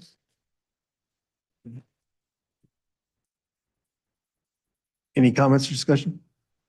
Councilmember Chacon? One, you have a very calming voice. So you're great at reading proclamations.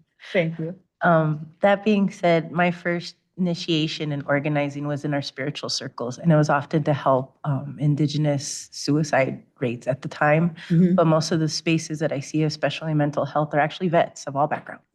So mental health affects those nearest to us. My husband actually struggles with it, and so many others, especially our youth, and especially at this time. Environmental justice also correlates very closely to this. Absolutely. So I really am grateful for this proclamation. I'm very grateful for your strong, soothing voice to bring it. And I'm very grateful for more community connections to truly address and help remedy. So thank you. Thank you. Yes, and I also want to thank you for reading the proclamation. Mental health, some folks just wanted to ignore that. They feel scared and intimidated if they speak out. And that happens a lot in our community. So I want to thank you very much for bringing that forward. Welcome. All right, up for the vote here. Need a motion, Councilmember Douglas. Sorry. First, I don't see any names, and I see names after I speak, sorry. Thank you again for reading this proclamation, which is equally as important as the last one that you read. Those of us who wake up in white skin every day could never understand the mental health issues that go along with being a person of color. Before anyone meets you and gives you an opportunity to present yourself as who you are, there's already prejudice and predetermined opinions about who they think you are. And that's something you have to live with every single second of your life. And those of us who are privileged enough to have been born with lighter colored skin can never, ever relate or comprehend what goes along with it. And that is mental well-being. And so this is why this proclamation, I'm so glad it was pulled from the agenda or the consent agenda, because it had to be read and it has to be heard. And we all have to, recognize, and we have to treat each other with empathy and compassion. No one is colorblind. That's not the way it is. So thank you again for reading this. It's a very important proclamation. You're welcome. Councilmember Kim. Oh, okay, thank you, sir. All right. Okay, motion on the floor is to approve the proclamation 25022. Councilmember Kim. I make a motion to approve proclamation 25022. Councilmember Chacon.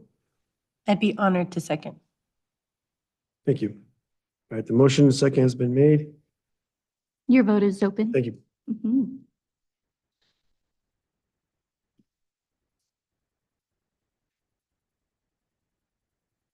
All right, that passes 8 unanimously with 2 absence. And quickly, I'd like to invite the DEI Commission up front, along with the City Council. Take a picture, please. Okay. Thank you.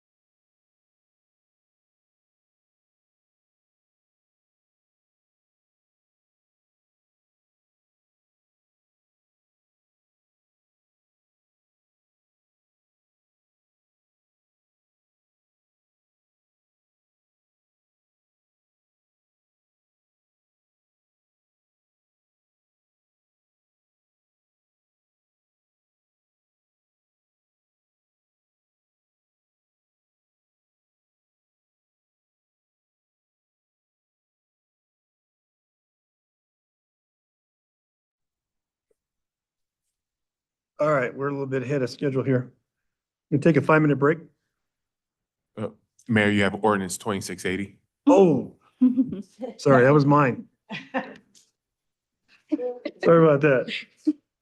Yeah. Okay. Okay, thank you.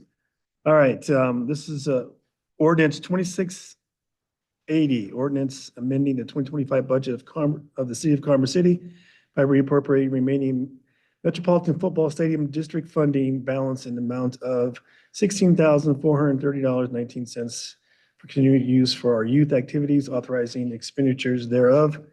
The reason why I brought this up, just looking at the information and highlighted in yellow, it says $613,000. And I just want to know if are we still on course for the outdoor ninja course? That's supposed to be built this year in Second Creek Farm. And then there's a drop-in youth teen interactive light wall. And I know there's one down at Eagle Point Rec Center. So is this a new one? Thank you, Chad. Absolutely, and good evening. Chad Redden, Director of Parks, Recreation, and Golf. So to answer your question, yes, we are on track with both of those projects. We are installing a new ninja course at Second Creek Farm Park. It is currently out to bid for that project. Closes June 21st, I believe, for bids for construction. So we're moving forward with that one. The light wall at Eagle Point will replace the current light wall that's there. It is no longer in use and they don't make parts for it anymore. That current light wall, I believe, is around 15 years old. So it's out of service. We just recently got the contract signed for the new light wall. So we'll be purchasing that and getting it installed by the end of this year. Okay, thank you. Absolutely. I know they have a new light wall that projects like on a big screen and then kids could throw balls at it and all that. I'm not, to be honest with you, I don't know exactly how this new light wall is, but it's not like the one that was there before, which I know you've seen and played with the kids with on it before. But I think this one is where it kind of projects on the floor and the wall, where you can do things on the floor or the wall with it. All right. Well, thank you for that clarification. Absolutely. Okay, any council members have any discussions on this item as well? If not, we'll proceed with the vote. I just got myself all mixed up here. All right. The motion on the floor. Sorry, the motion on the floor is to approve ordinance 2680. That's the motion, Councilmember Kim. I'll motion. All right. Councilmember Chacon, Second. any discussion? Councilmember Dukes? Yes. All right, thank you. Okay. All right, proceed to the vote. Thank you. Ordinance 2680, an ordinance amending the 2025 budget of the City of Commerce City by reappropriating remaining Metropolitan Football Stadium District funding balances in the amount of $16,430.19 for continued use on youth activities and authorizing the expenditure thereof. Your vote is open.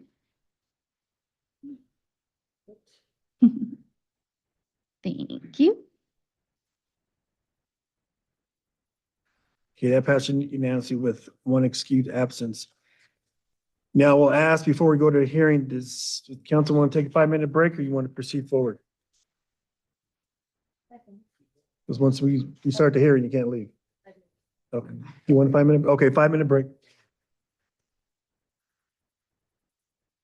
I'm setting the clock.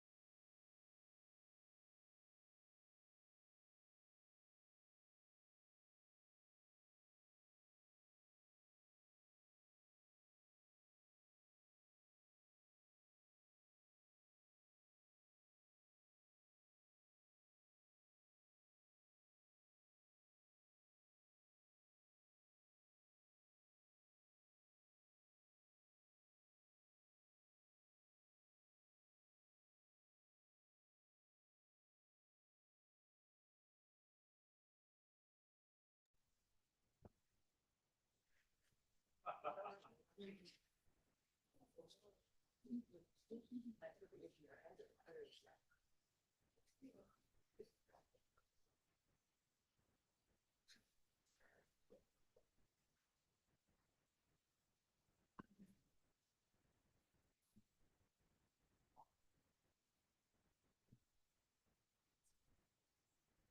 this is a hearing, we're waiting on Councilmember Kim.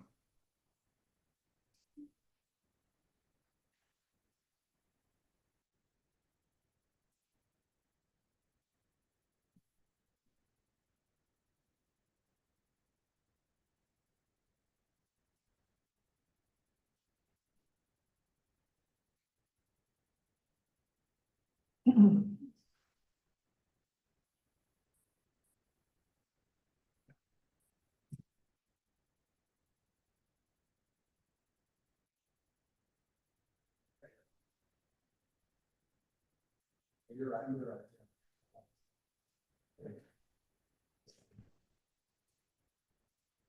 Okay. All right, on to public hearings. Resolution 2025-050. Akron annexation eligibility. Tonight's public hearing is on determining eligibility for the Akron annexation. I will remind council the following: only ask questions and gather facts, will not express your opinion or indicate how you will vote. You are not permitted to provide testimony if you wish to participate in the decision. Only rely on the facts developed in this hearing in the record and apply those facts to the criteria in the Colorado Revised Statute. We'll invite the city attorney to address council. Is there any council member who cannot hear this matter and make a determination fairly and impartially based on the record before you and the facts and evidence as developed at the public hearing?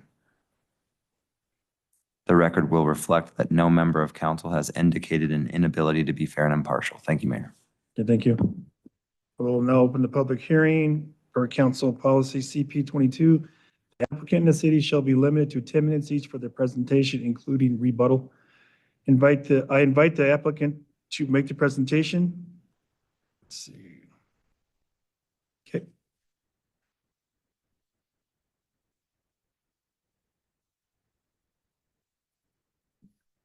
Good evening. Can you hear me okay? Yes. All right. My name is Jason Pock, P as in Papa OCK, 4100 East Mississippi Avenue, Unit 500, Glendale, Colorado, 80246. I want to thank you all for your time here tonight. I know that you are very busy. I certainly appreciate it. I don't have a formal presentation tonight. I believe staff's presentation is more than adequate. We are pleased to be a part of your community in the near future. I'm sure that all of you have many questions. You're very curious about the future uses on the property. And I'll ask you just to be a little bit patient. We're just not there yet. This is a process that has many steps. And I will be returning to you in the coming months to talk about all of that in due time. So with that, I'll thank you for your time here and turn it over to Steph. All right, do any council members have questions for the applicant? Okay, seeing none, we'll go over to invite Kathleen Taylor, senior planner, to make a presentation. Okay, hopefully I'm going to be loud enough here. I'm worried I'm going to be too quiet. Thank you so much for having me tonight. Okay, first of all, we are going to start talking about the annexation procedure, just annexations in general, how they're handled, 3 steps. And it's governed by the Municipal Annexation Act of 1965 within Colorado Revised Statute Title 31. The very Mayor Pro Tem loud. Sorry, point of order, sorry. I just want to note for the record that the presentation isn't in our packet, so we're going to have to look at this screen. It is under staff. Where do you see it? Is that the staff presentation eligibility? Oh, I'm sorry, staff presentation eligibility. Okay, so you do have it then? You should Yes, have it. I'm sorry, Okay, because fabulous. eligibility followed presentation. I didn't realize it was the presentation. Fabulous. All No right, thank worries. you. No My worries. apologies for interrupting. Yeah, no worries at all. Okay, so this is Okay, going to you be may a proceed. Thank you. Oh, sorry. You're good. Sorry, I'm here. This is going to be a 3-step process. The very first step is some substantial compliance. At that point, we determine if the petition, the annexation petition, has met the submittal and content requirements. The second step, which is what we're doing tonight, is the annexation eligibility. It requires a public hearing, and this is the point in time where you decide if it meets the minimum state statute qualifications in order to be annexed, to be considered for annexation into Commerce City. The third step, which will be many months off, is the actual annexation ordinance. And that's the point in time to consider whether or not you would like this to become a part of Commerce City. So now we will talk about the specifics of this particular annexation, the Ackerd annexation application. They already went through the substantial compliance process that came to you in the form of a resolution on May 5th. And at that time, a date certain was set for the eligibility hearing, which is what we're doing tonight. So under consideration tonight is the resolution for eligibility of annexation. And in the future, step 3 will be that annexation ordinance that I mentioned earlier. And during step 3, you will also be considering a zoning request, because as a part of the annexation, the applicant has to request to be zoned something specific to our city.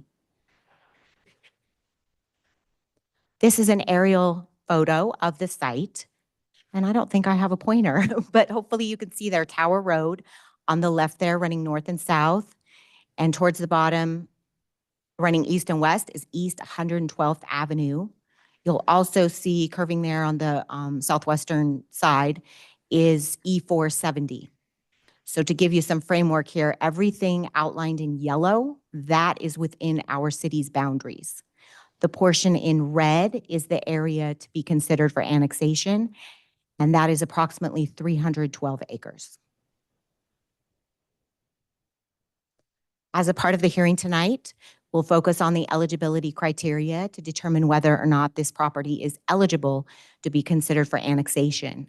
The very first criteria is that a minimum of 1/6 contiguity with the existing city boundary exists. So I'm going to go back to the map here, and you'll see where the yellow line, the boundary line of the city, abuts the red line. That is that contiguity, and they need a minimum of 1/6.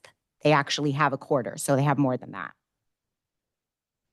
The next criteria on this particular slide, a community of interest exists in the proposed area, that it is urbanized or it will be urbanized in the near future. In this particular case, this property already falls within our city's comprehensive planning area, so we know that in the future it will become urbanized.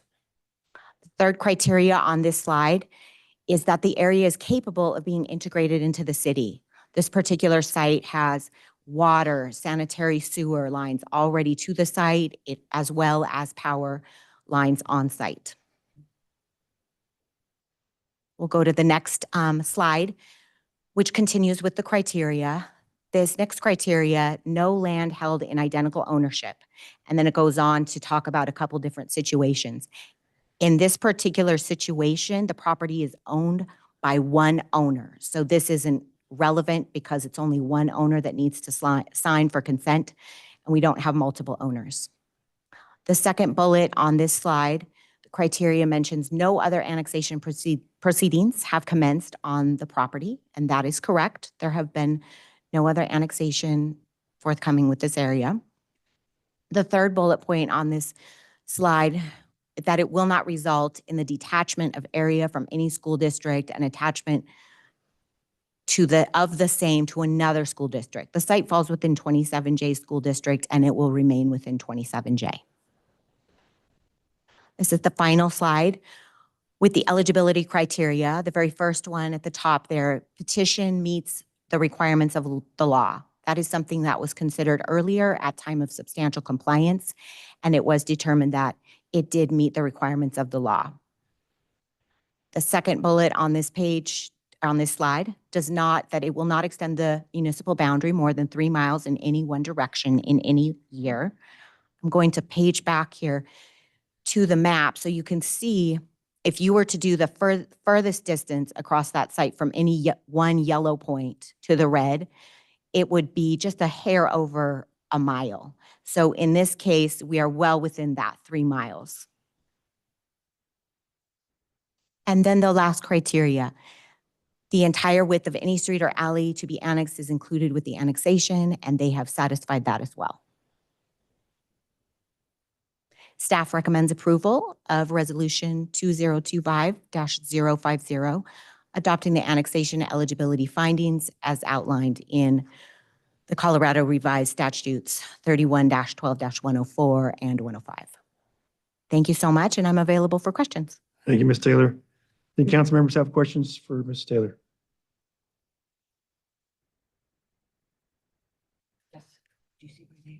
No. Mayor Pro Tem Noble. How do you define urbanized? Ooh, that's a great question. Well, the city itself is urbanized, right? And we have a comprehensive plan that we look to those areas outside the city that eventually the city would annex. And we assume that those areas would also become urbanized. Otherwise, we would not include them in our urban growth area. I'm looking at the area. There's irrigation companies, it appears, on one side, farmland. The other side is residential. The site is somewhat vacant, but it has a number of easements on it. Almost the whole eastern half is encumbered with power line easement as well as gas pipeline, I believe. And that's all something that we'll talk about in the future when we actually consider the annexation itself. I just wanted to be clear on that criteria of it being urbanized because I don't know that it looks urbanized to me. Oh, I hear you. I hear you. Yes. And feel free, Jeff, if you need to step in, but it is in the future, it will become urbanized. And that's part of the criteria. It doesn't have to be urbanized right now. We know that it will be urbanized in the future. The criteria is, I think it says like or, and in this case, we know that it will be urbanized in the future as we eventually annex these different vacant areas within the city or to the city. And for you, the pieces to urbanized are, what are the pieces to urbanized? What does that look like? Well, it would especially in that area because Yeah. being north of the airport. It would need to have the adequate infrastructure for certain. And how the applicant chooses to suggest it be urbanized would be up to them with that zoning application, where they would actually talk about what possible uses would go on the site. So at this time, there's an application in for to rezone the property to I-1. It's at a very preliminary phase, and eventually we will bring it to council with the annexation at the same time. And since it's in our growth area, do we just take all of the area that's around it or we just make it another pocket? I already have in Ward 4, there's already one little pocket of land further east on 120th that's in Commerce City. Mm-hmm. And this will be another little pocket of Commerce City surrounded by unincorporated Adams County. Well, that's true. It'll take a while before all the areas are annexed, all of those that are designated on the city's comprehensive plan. It'll take time. Well, I-1 is pretty intense. Yes, and the applicant may not choose to proceed with that as well, right? It's totally preliminary, but when it comes to the city council, they will know exactly what they wish to do. Thank you. Got a question. What are the allowed usage on this property? That is a wonderful question. Within the county, I believe it is zoned agriculture. And I would assume the allowable uses, although I'm not familiar with their land development code, has something to do with agriculture. The land, I believe, has been vacant for quite a number of years. Perhaps the applicant can speak to that. Okay. Thank you. I'll be happy to. So in recent decades, this property has been lightly agricultural. I think mostly sort of rangeland for some animals. It has also been used for oil and gas. The oil and gas has since been plugged and abandoned, and the surface use agreements are in the process of being terminated. So really what we're talking about here is sort of the evolution of this property into its next use, whatever that may be. And so, Mayor Pro Tem, when When you asked about what does urbanizing mean, for me, in the context of this particular property, it means that we're no longer looking at an agricultural use here. We're looking at some other future development. And what would those allowable uses be? Again, we will be walking through a series of steps, and I'll be returning to you in the coming months to talk about what the proposed uses are. The reality is there's no real uses going on the property today. Okay, thank you. Yeah. Councilmember Dukes. Thank you. Just so clarification, I think you clarified. I don't have a question for you. I have a question for you. So I appreciate the steps and the status, and you kind of hinted at this. Tonight is around just determining the criteria and the eligibility for this land to be annexed, correct? Yes, tonight is only to discuss the criteria, whether or not the applicant has the right to come back to you and ask to be annexed. And then based on your expertise and in the presentation, what I'm seeing is that this falls within the criteria to be eligible for annexation. That is correct. And then later down the line, Oh, wait, hold on, let me say. It falls within the criteria to be eligible To be for eligible. annexation. thanks for clarification, to be eligible for annexation. We're not Yes. annexing it yet, but it's eligible based on the criteria that you presented tonight. Yes, And the future steps, based on your presentation, will go into the details of what could be built there, what type of annexation it is, et cetera, and that's down the line. Is that correct? That's from here. that is absolutely correct. Okay, thank you. City Attorney Zarzaki. I just wanted to clarify what the state statute says to the question of what does urbanized mean? So the state statute that's pertinent here does not define urbanized, but it does define urban development. It is similar to what the applicant said. I will just read it to you so that you have the legal answer. Urban development means the construction on land of improvements for residential, institutional, commercial, industrial, transportation, public flood control, and recreational and similar uses, in contrast to the use of the land for growing crops, truck gardening, grazing of farm animals, and other agricultural pursuits. The term also applies to vacant ground which has been or is being prepared for urban development by such steps as subdivision into lots or plots and blocks, installation of water and sewer lines, construction of access streets, and construction of railroad spur or branch tracks. Thank you. Any other questions? I have one more question. You said that there is utilities, electrical, water. Is this catty corner from Third Creek project? It is, yes, that's correct. Okay. Where does that fall in on this map? Is it, Oh, let me arrow back here. sorry. No apology needed. Okay, if we look on this map here, gosh, I wish I had an arrow. If we look at the southwest corner of that property outlined in red, that you can even see the portion in yellow, you can almost see Third Creek there winding up to the northwest. So right in that small southwest corner of the site, that's where Third Creek falls. Okay. All right, thank you. You're welcome. And City Attorney Zarzaki, looks like our blue books were removed tonight.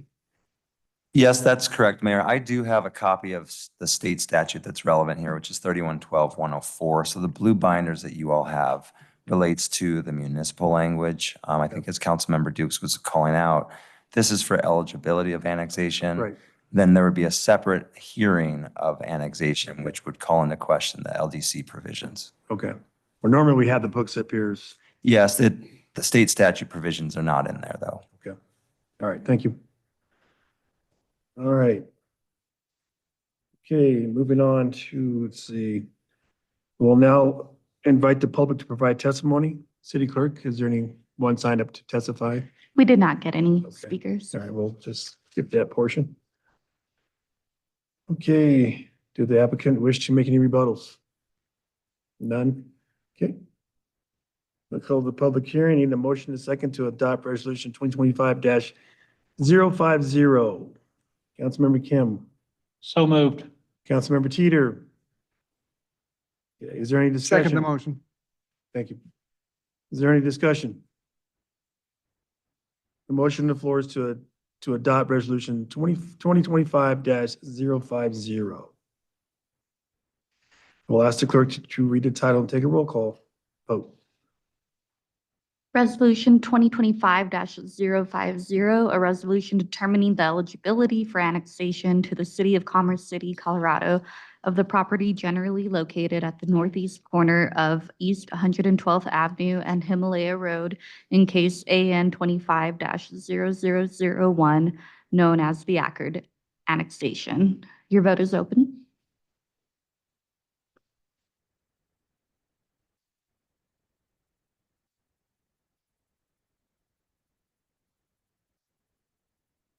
Okay, that passed unanimously with 8 and 1 excuse absence. All right. On to resolution 2025-089, award of contract for refuge collection services. I will invite Jenna Hahn, interim public works director, to introduce this item.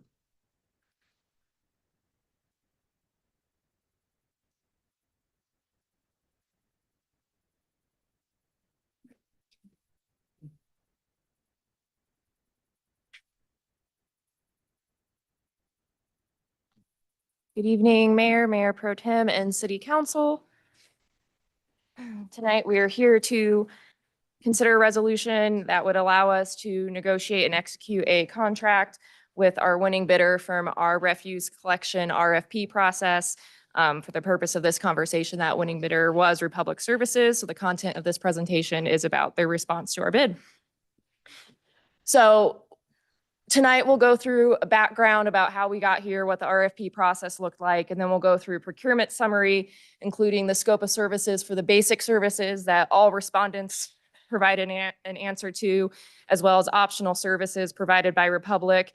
And then we'll go through what program selection and cost projections would look like for the next 5 years, as well as next steps, and then ultimately ask you all to consider the resolution. So just very quickly here, a little bit of background. As you all know, our existing contract with Republic Services was approved in 2019. And after a November 2024 vote of City Council, we did approve a one-time 1-year extension of that contract. So now we have our contract with Republic through the end of the year. There are no remaining renewal options. And then based on conversations that staff had with City Council at the June 24th and October 28th, 2024 council meetings, we did post a request for bids on our bidding platform, and that is for citywide trash services. We had 518 companies notified that we went out to bid. Of those 518 companies, 4 proposals were received. We then had an evaluation team review and score each of the proposals based on the criteria that we outlined in the RFP. And based on the results of that process, our procurement office did send an intent to award to Republic Services, but that is of course contingent upon approval by City Council. So this scope of services that we're looking at on the slide here reflects all of the services that our community has been used to for the last 5 years. So on this slide, no services are changing or being taken away.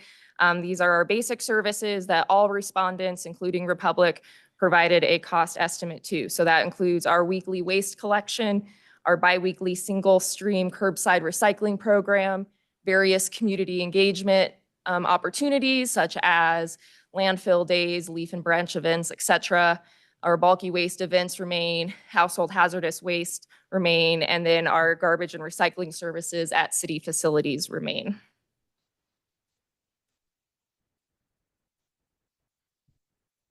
So based on the number of unit assumptions made in our RFP that all respondents used in their projections, the cost for garbage and recycling only per month per unit is reflected on this slide, which would be $16.21 a month per unit.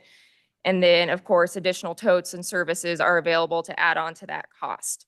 So this is the amount that was included in the bid, but please note when we look at costs in the later slides, staff did update our number of unit projections just based on more educated guesses that we had available to us at the time from when we posted the bid. And this number does include a growth of roughly 800 residential units per year. So on this slide, we're departing from the base services that were required to be a part of all RFP responses. 2 of the 3 optional services you see here, including weekly recycling and the electrified refuse fleet, were not add-on services that the city required all respondents to bid on. They are services that Republic offered. So optional services that council could choose to add to the base contract if you wanted to would include weekly instead of bi-weekly single stream recycling. That would be an additional $5.04 per month per unit.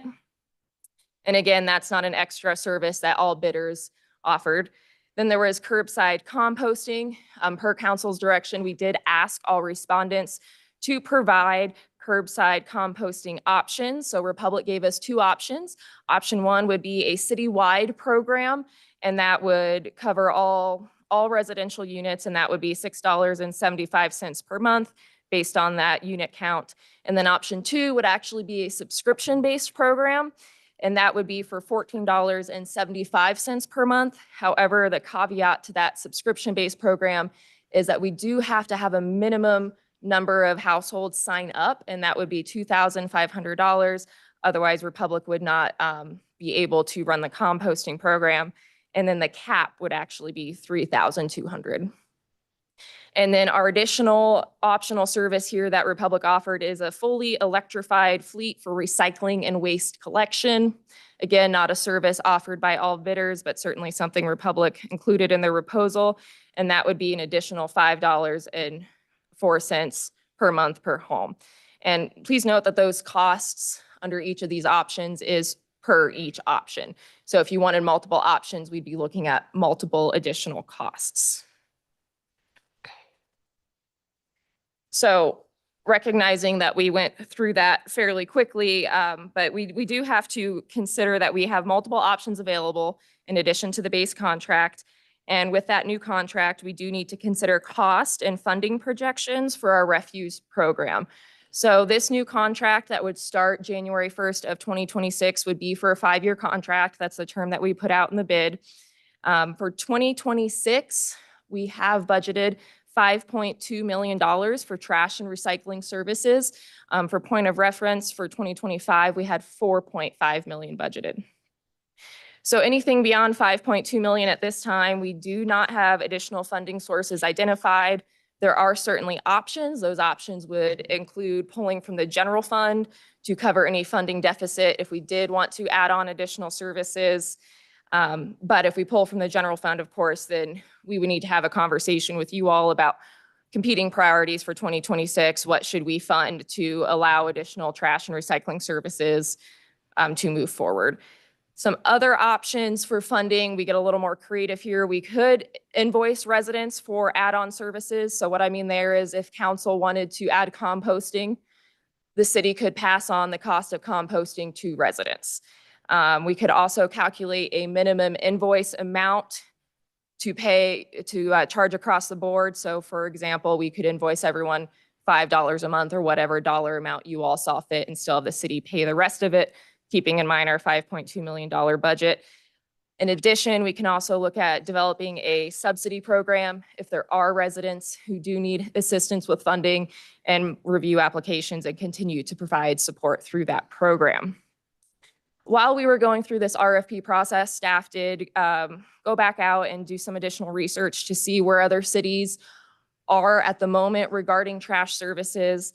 And as of right now, we have not been able to identify any other comparable municipality that is still paying for residential trash and recycling services. Back when we came before you in 2019, Denver was still offering that program to their residents. But as of June 2023, Denver residents do pay for their own services. And again, if you all know of another municipality who offers it, certainly all ears to hear that. We just couldn't find one. So this is our cost projection table where we're estimating in 2026 having an updated house count of 21,890 residential units. So what we've done here is break down what costs we're looking at if we stick with just the base bid, which again, the base bid is all those services that we've been providing for the last 5 years, the biweekly recycling, weekly trash services, and then those residential events. So that's our first row here. And in our annual cost column, you see our projection. And then in our far right column would be where we're reflecting any projected budget shortfall. And that comes into play if we do add additional services. And that's when we would need to return to the conversation on the prior side about, our return on investment. What are we getting out of it? What are the residents getting out of it, et cetera. So we've broken down all of the optional costs here to show you what that would look like. Again, based on the 2026 number, I do think it's fair to say that as with the last 5 years, we would expect Republic to have a year-over-year increase as any other company would as their own costs go up. Theirs would too. So this is just our projection for 2026.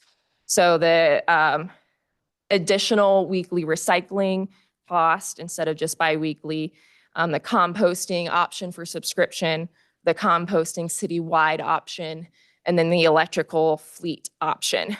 So what the true annual cost is would vary depending on which items council wanted to select, right? How many of those additional add-on services you wanted to add to the contract with Republic would, of course, impact the annual cost. So that's why our projected costs down there say varies, because it's up to you all what services you're looking to provide to the residents. So next steps, we'll discuss all of these items at detail here and figure out what our best return on investment option is for both the city and for our residents. And then subject to city council authorization, staff would move forward with the negotiation and execution of a new contract with Republic. Again, that would be another 5-year service term. That agreement would start January 1st, 2026, since our current agreement expires at the end of the year with no option to renew. But of course, you always have the option to not move forward with staff's recommendation. So if council did not want to move forward with the recommended vendor, we could negotiate a new contract extension with Republic, or you could direct us to open negotiations with the next responsible vendor of the 4 that had submitted a response. So again, I know I went through that pretty quickly, but I really wanted to get through get to our discussion portion to be able to answer your questions. So happy to go back to any of the slides. Thank you. All right, council members have any questions? Councilmember Dukes. Can you just go back to slide 8? On your slide, you have language on it. It's not on this. Sorry. On your slide, you have language on there. This is total projected cost that's not in the packet. Yeah, so So- we did, when we put this together, we totaled everything all up, realizing that was inaccurate because you all may not want to choose every single option. So that's why it did get updated to varies, because it really depends on which particular packages you all want. Do you want base bid plus weekly recycling plus composting? That would be one cost. Or do you want base bid plus EV? That would be another. Yeah, Thank you. I meant to point that out, so I Oh, no, appreciate that's- it. Thank you. Mayor Pro Tem Noble. Thank you for the presentation. Could you describe the residential services? There was question in Ward 4 about whether HOAs are paying for trash services, trash collection, recycling collection. Is it the city, or what are the rules regarding who gets their services paid for at this point? So right now, the city is paying for all services. We receive those invoices from Republic and pay that monthly bill. Yes, but for what kind of, for homes, apartments? Yeah, all across the board. Great clarification. question. Apartments too? Okay. Yes, we're paying for it all. Yes. All right. So there are residents who don't realize that Commerce City pays the collection costs, and they think their HOA is. I spoke to a council member from Brighton, and he said that they didn't go through with this process because they were afraid HOAs might keep the money that they said was going for refuse collection. So maybe people want to double check on that, on what's happening with their own HOA. What about electric capacity? I heard from another resident who said that there really isn't capacity to electrify an entire garbage collection service anyway. You know, that's certainly a great question. It's not a conversation we've had with our utility providers to figure out what we would need to do to get the grid ready to support that full electrification. So that is certainly part of the due diligence that we would have to take if council were interested in that option. So to your point, the number that we saw for fleet electrification, that's just for Republic to operate. That doesn't consider anything we would need to do as a city to get ready for that. If Republic Services is chosen by the city council, are they going to continue to do the cardboard recycling in the containers? As long as cardboard continues to be a recyclable material, then yes. Okay, so it's not just at your home, it's also those containers. Yes, all the services that residents currently have, we've made sure, no matter who the winning bidder is here, was built into the base services in our RFP. I do think that they have a fair bid, and I appreciate that. I think it helps tremendously that we're next door to their landfill. So it's not going to be as costly as it is for trucks to travel for some of the other waste management companies who have to, or costs that may be associated with dumping at that landfill. Composting individual, that's really a tricky one because there's so many people who are uneducated about composting. Mm-hmm. Is that something we could come back to later with them? Well, we would need to figure it out at the time that we're negotiating the contract. But that said, I have had these preliminary discussions with our E3 division about how we could educate residents and teach them how to compost. And Republic could also help offer some educational, workshop per se in partnership with E3. But you're right, we'd have to do quite a bit of public outreach to make sure people know how to properly compost, et cetera. But as far as if we could come back later, unlikely. We'll need to know what we're looking at budget-wise going into our 2026 planning. Yes, because the composting cost is more than a third of the overall cost, the $16 and plus. And if Jason, it looks like City Manager Rogers wants to weigh in. I have 57 seconds. Go ahead. It would require a contract amendment. So there's always a opportunity in the future, ma'am. Okay, I think it would be best to educate our community first on how to do composting. That's a great thing for EPIC to be working on in E3. Also, there are private composting companies that have already started servicing certain areas of Commerce City, such as Ward 4, for example. Well, and to Jason's point, well, thank you for reminding me that we do contract amendments, but for 2026, we could leave that out and work on education throughout the year and possibly reconsider for 2027. If Republic, I'm sure they'd be willing to do that, but. All right, thank you. Just my thoughts. Appreciate it.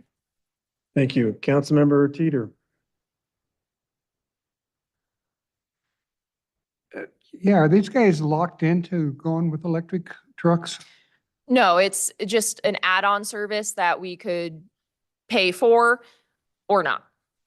Okay, so this is, we're just looking at $1,300,000 or $300,000 difference going electric versus, or do they know? Is that just a guess? So for 2026, the number that we've calculated, again, based on the estimated housing unit of 21,890, additional cost for electric vehicles would be about $1.3 million for the year. Just because I really don't think there's a lot of difference between the two on the noise level or on the pollution level. I think they're both going to be, options are going to be the same. The only difference is going to be the main difference is going to be the $1,300,000. And I think we should leave it up to the contractors on which ones they can operate with Because they've had enough time to do research on that in the last year, I would think. And I don't know, do they know, does one truck, will it last all day without having to go in to refuel or to recharge or? Republic, I can't speak as a Republic representative, but they certainly had an extensive explanation behind their ability to electrify the fleet. So I'm sure they consider that, yes. Okay, thanks.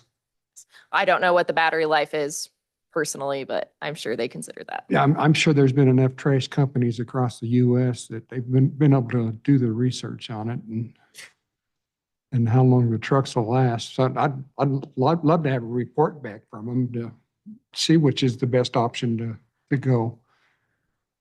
Because the noise, noise isn't going to change. The noise I hear from all my trash trucks is the banging of the trash cans to empty them out. Mm-hmm.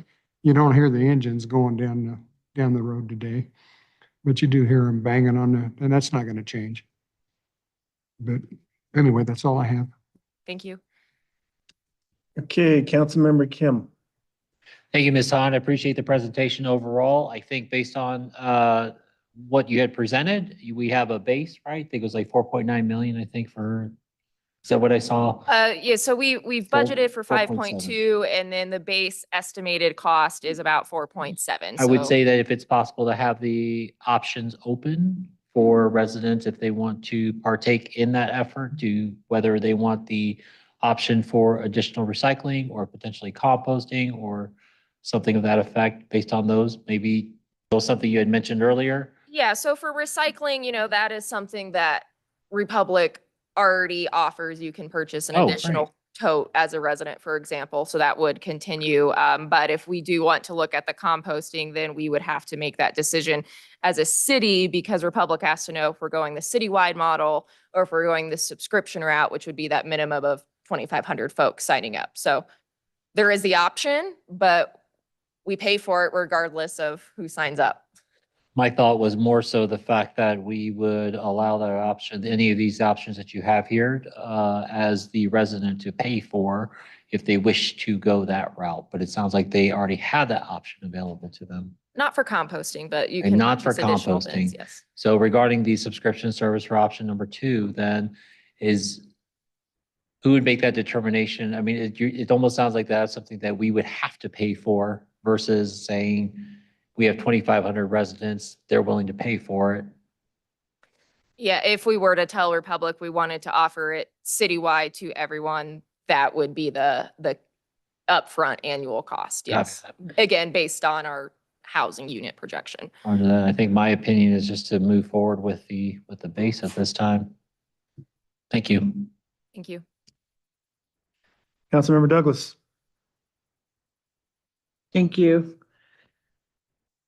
So how did you arrive at the conclusion that Republic was the best option? Sure. So we outlined our scoring criteria within the RFP, which included experience and qualifications, proposed program, work plan, and customer service plan, and then also pricing. But the evaluation committee did not include pricing in our initial scoring, right? So we scored them independent of pricing. And then our procurement office scored the pricing for us. But even when we did not consider pricing, Republic was still the winning bidder. So we scored them based on the criteria that we provided folks in the RFP. And what made them superior to the others? It was their responses to their qualifications, their work plan, what type of customer service. Okay. Well, I remember when they first switched over to Republic, there were a lot of complaints. It was a pretty bumpy road, to tell you the truth. Thankfully, I do think they're at about, it's like 97, 98% success rate at this point. So the transitional period may have been rough, but the good news is if we went to Republic again, we wouldn't have that same transitional period. Okay. And as far as the 1-year extension, would that be based on the existing contract or would there a new contract be negotiated for the 1 year? We would need to negotiate something new if we elected not to select another 5-year contract to take effect on January 1st. Just seems like 5 years. It, I'm probably would have liked to have seen a 3-year at the most. Just because this is a substantial contract to anyone, any company. And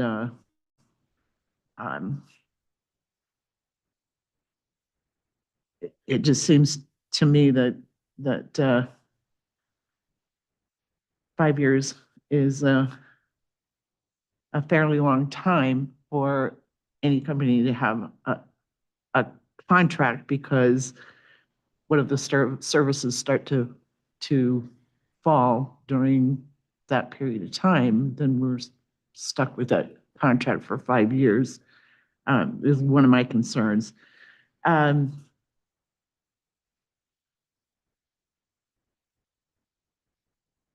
to think of any other questions that I have at this time, but I can't think of any offhand, so I'll relinquish the floor to anyone else who has questions. Thank you. Thank you. Now we're on first round still. Councilmember Ford. Thank you. Now, looking at, you took it down now. We don't have a screen on our end, so.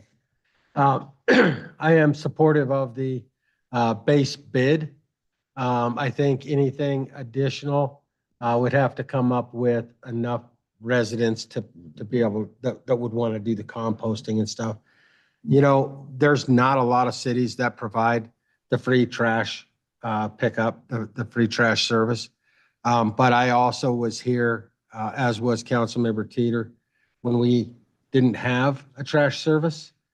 And we know what the yards look like, and we know what problems were created, and the city's gonna pick the trash up on the side of the road regardless, if we don't have a trash program. The other benefit is, and not picking one particular company over another, you only have one trash truck come down your street each week versus multiple companies.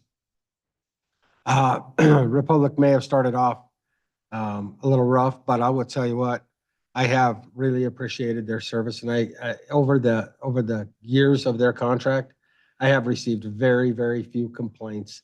I think they're doing a great job, and I am happy with moving forward with the base bid, the weekly trash, bi-weekly recycling like we currently have. Thank you. All right, if we're going to the second round, yes, it was interesting how this was processed.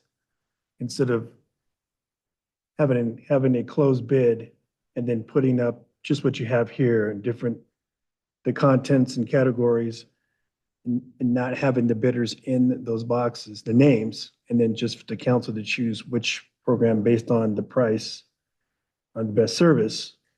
That would have been a better process. That way may have come out with the same process. And it doesn't hurt the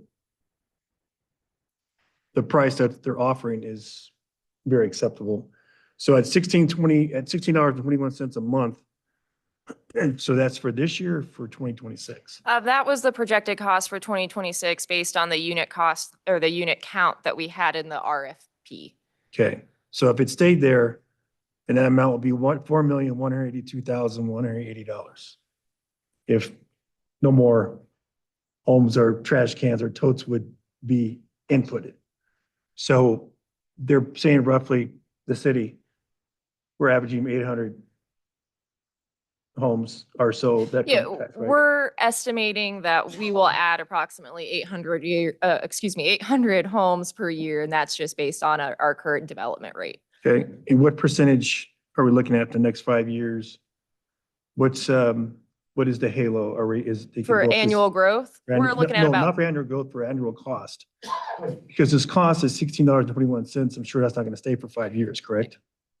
correct. And so in the current contract that we have with Republic, they do have a cap for how much they can increase year over year. So that would be a part of the negotiation with the new contract. So what that amount is, honestly, I don't know, because we haven't had those negotiations. I can tell you that Republic has been in the red for the last couple of years. So we can expect that percentage to go up.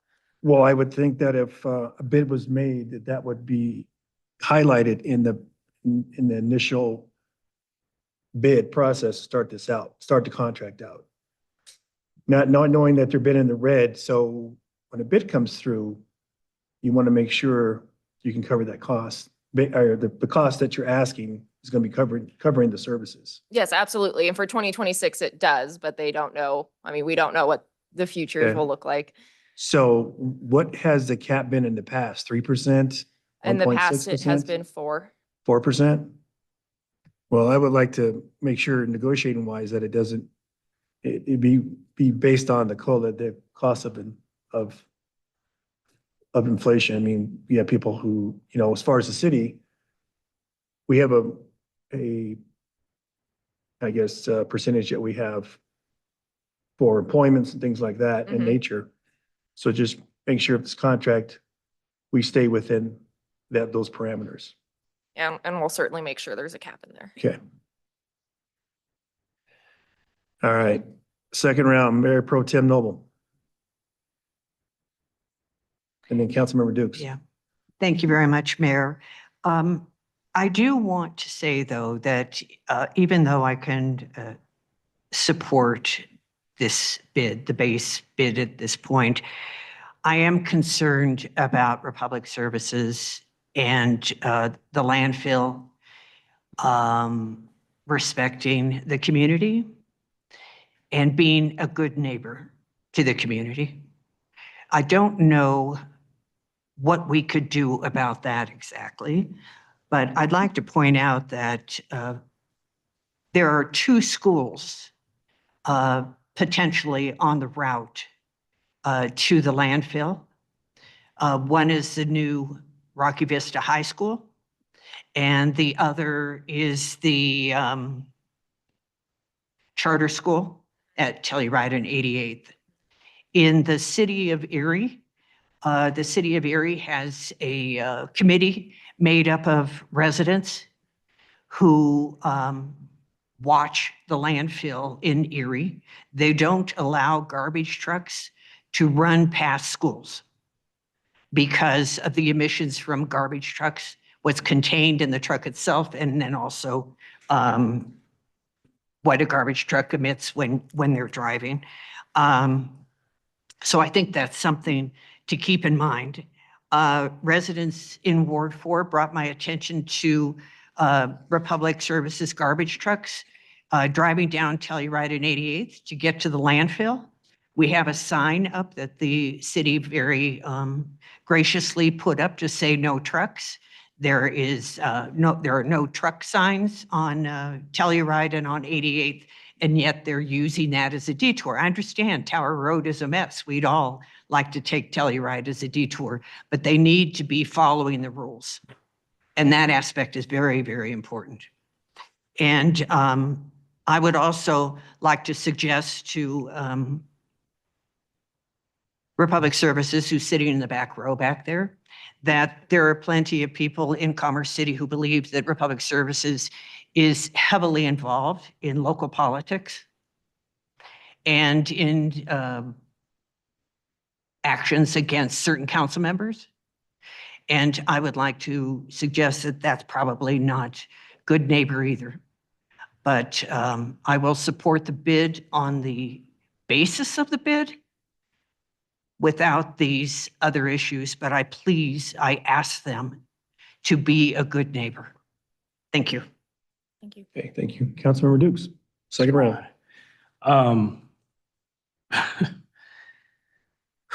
Just a quick question around, so I'm in support of the base services. I think Republic Trash Services has been able to do amazing work. since the time I've been here. I do have a question about, and if someone can come up and share maybe from the group around the electric, I'm intrigued by the electric option. Some of the questions that Councilmember Teeter mentioned around the electric vehicles, I guess I'm intrigued in favor to learn more about it because this could be a unique space that Commerce City could play in terms of having, if it's beneficial to the community and is quiet and some of the concerns. Is anyone prepared to share that, or Jenna, or just? Would you want us to do that now or bring it back at a study session in the near future? I think Councilmember Dukes is seeking some business information from Republic Services as to its fleet and as to its business program information. I think they can answer that question, not us. We can provide information as to what it would take in order to get that within the contract, which we have up on the screen. Yeah, I mean, I would love about the business services, because as we vote tonight and think about the contract moving forward, I'm intrigued about electric vehicles. I'd love to learn more. Can someone come up and kind of just share general overview if possible? If not, tell me no, that's fine too. Yes, no, yeah, yay, no, yay. And it's just a general question around the future. This is an interesting idea. And yet it is a truck. So how does that benefit the city in terms of some of our efforts and thinking about environmental impact? Great. Good evening, Mayor, City Council. My name is Mark Petrovich. I am with Republic Services. So to answer a couple of questions, Councilman Teeter, and also Mayor Pro Tem Noble, the electric vehicles, you were asking about the distance. The battery packs that are in them, they can run about 120 miles. We have a full electric fleet in the city of Louisville, which is a much longer distance for us to trip to time and then service, disposal, trip back. Runs about 90 to 100 miles, and they come back with plenty of energy. We are housed, right? Commerce City is our home. This is where we're based. So in order for us to serve and get to the landfill, the recycle center, and back to the shop would not be a problem. The vehicles would have plenty of capacity. The vehicles, I believe Mayor Pro Tem, you asked a question about the charging. I can't remember where the charging question came from. We charge on site. We are in the process of adding 23 pedestals right now, which would do 46 trucks. So they're in construction phase right now. And we have 2 pedestals already installed that are for the 4 vehicles we run in the city of Louisville. So this is not new technology. It's new technology, but it's not new to Republic. Republic has been working on this for about 5 years.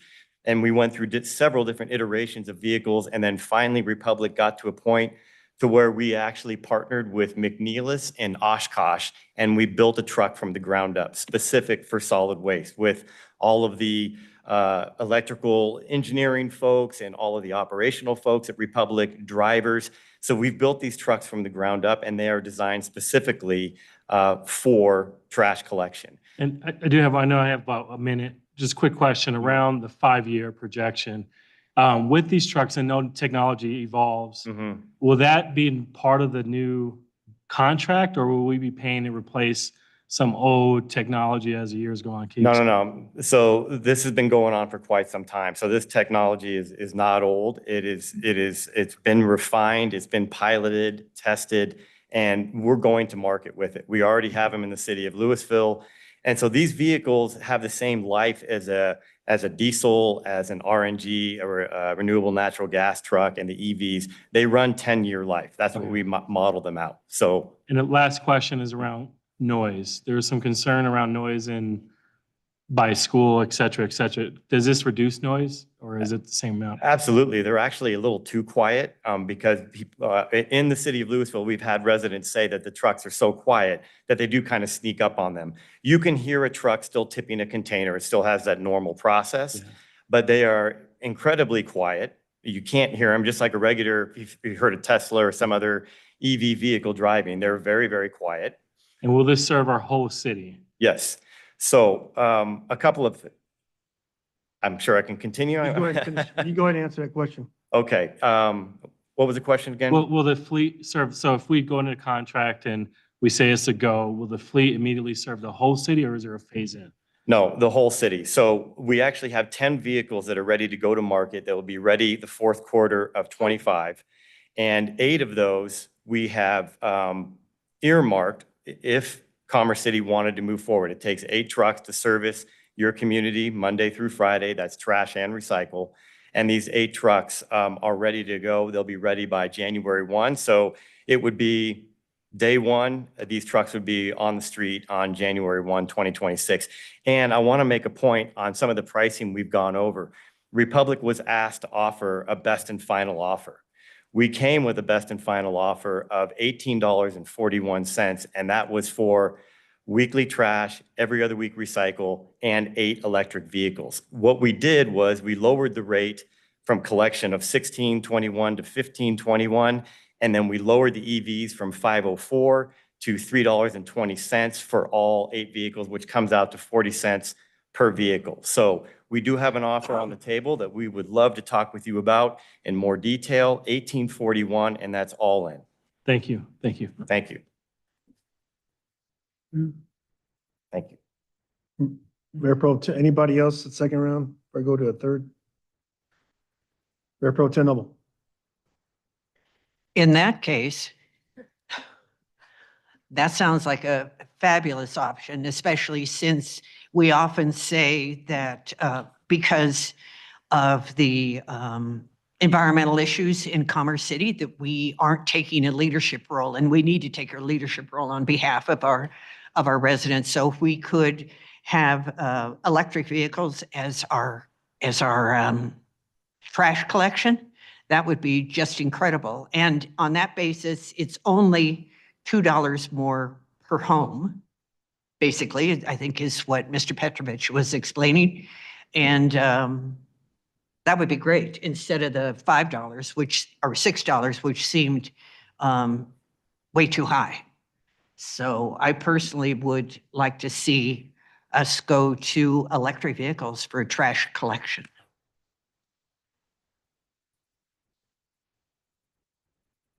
Jenna, so on the trash recycling, the electric, so based on what was said earlier, how does this factor in? I'm going to defer to the city manager or city attorney to respond to that, if you don't mind, Mayor. Sure. Thank you. So thank you for that, Mayor. Yeah, so what you heard from Mr. Petrovic about the best and final being put on the table was submitted. However, the best and final was submitted outside of the scope of the procurement process. So as such, to be fair and balanced to the process, we kept as part of the process to what was requested across the board of all bidders. So what you had presented to you, what was received as part of the bid process. So while he presented you with figures today that obviously presents a palatable condition, it's one that we did not evaluate because once again, it did not align with the procurement process that we have held ourselves to, that allowed for us to be here tonight having a recommendation or bringing forward a recommendation and a discussion for services that was bidded out and competed for within a transparent, open, and competitive process. Okay. So based on what was just brought to us about electric trucks, so if this is approved tonight at the 1621 and we want to include electrification, so we need a, yes, City Manager Rogers. I do think it is worth saying, just to close that out, Mayor, because I do not want to I don't want to, I'd be remiss to say that Republic was awarded as the best valued applicant, regardless of what I just said. They were awarded as the best valued applicant and we can still move forward in finalization of the contract, given our evaluation of what we did receive.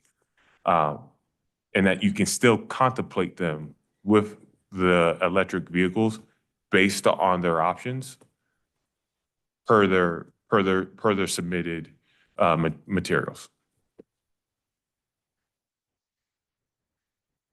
So the annual cost of the EV right now would be $1,316,952. Yes, sir. Mayor Pro Tem Noble. Would we be able to amend the contract after the contract is signed if Republic Services was amenable to include the EVs and reach the total that Mr. Petrovich was suggesting? Come back later. We say yes to this, and then we come back later and amend it.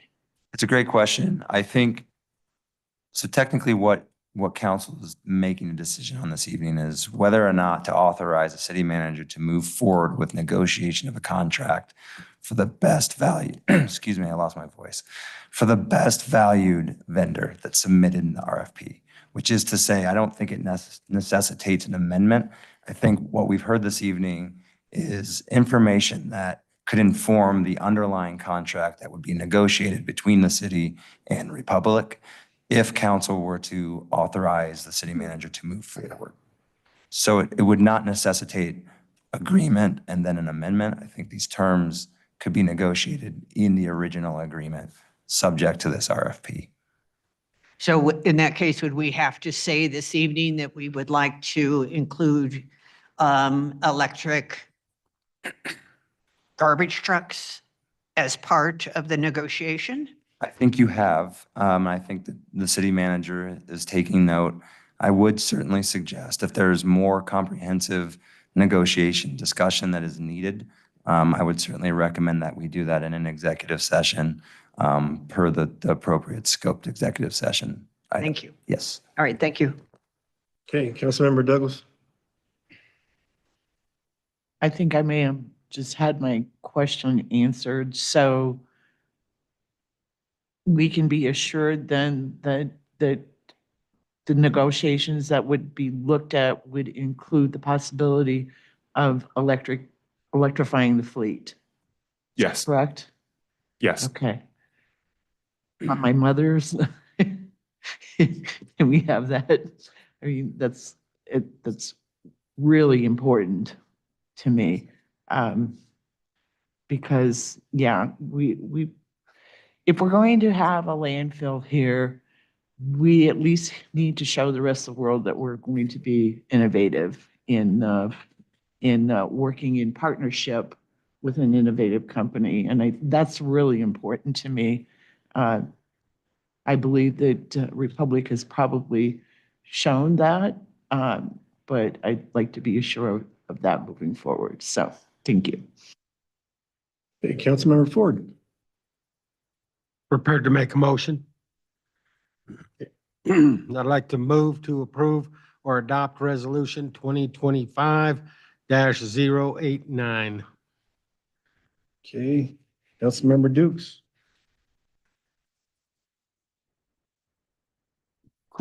Just a clarifying question. So I'm prepared to make the second motion. I'm prepared for that. But what I'm understanding is, just for clarity, with the RFP process, you went through the RFP process, you got a number of bids. This is the best and final bid based on the cost and based on the screening you went through. In addition to that, you provided a menu of options here, which was on slide 8, that included costs for electric wide vehicles, right? Is that correct? So with this motion that Councilmember Ford has put on, do we need to make an amendment, friendly amendment to say, approve this with the projected cost for electric vehicles as presented? Do we need that in there or no? No? City Attorney Zarzaki. No, you do not. No, it's a simple answer. Okay, and so I'd like to second that motion that was put forth by Councilmember Ford. Yay. Any discussion? Councilmember Dukes. Yes. I just want to thank the city staff for bringing this forward and going through this extensive process. You said 518 bidders have put out a bid for this, an opportunity for you to review. And I'm so glad that I asked the questions about the electric vehicles because of the concern I have for, environmental impact. And I'm glad, thank you for taking the time for answering those quick questions as a rapid fire. And this is game changer. This is an opportunity for us to really be strategic and not just the rhetoric around environmental impact and changes, but actually taking actions. And I'm so grateful for this chance to be a pilot, to look at other things that are happening across our state, and to have that assurance of the possibility of having an electric fleet across the whole city is something that, you know, I'm glad that, again, I'm glad I asked the questions. I'm glad I prompted that discussion. And, you know, I'm glad that you came up and provided those answers. Thank you. Councilmember Douglas. Yes, I just wanted to echo Councilmember Duke's expression of gratitude for coming up with that, because it is a game changer for me, most definitely. So the fact that you have taken the initiative to build something like that from the ground up says volumes to me. So thank you, and thank you for asking the questions to bring that forward, because yes, it's a game changer for me, so thank you.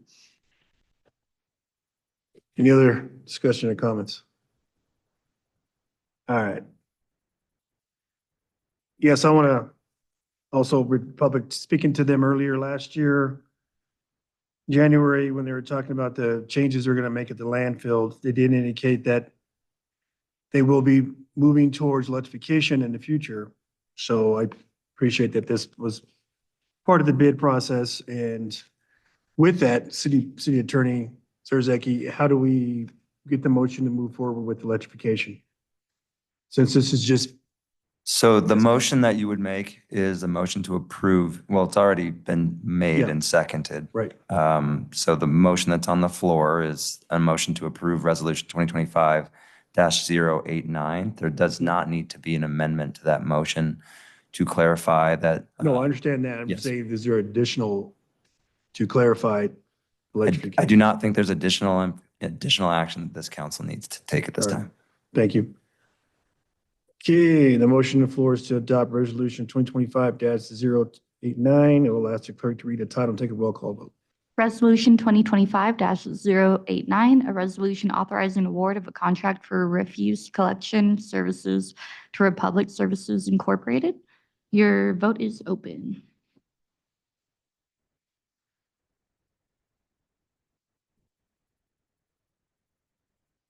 Okay, it passed unanimously with 8 votes yeses and 1 excused absence.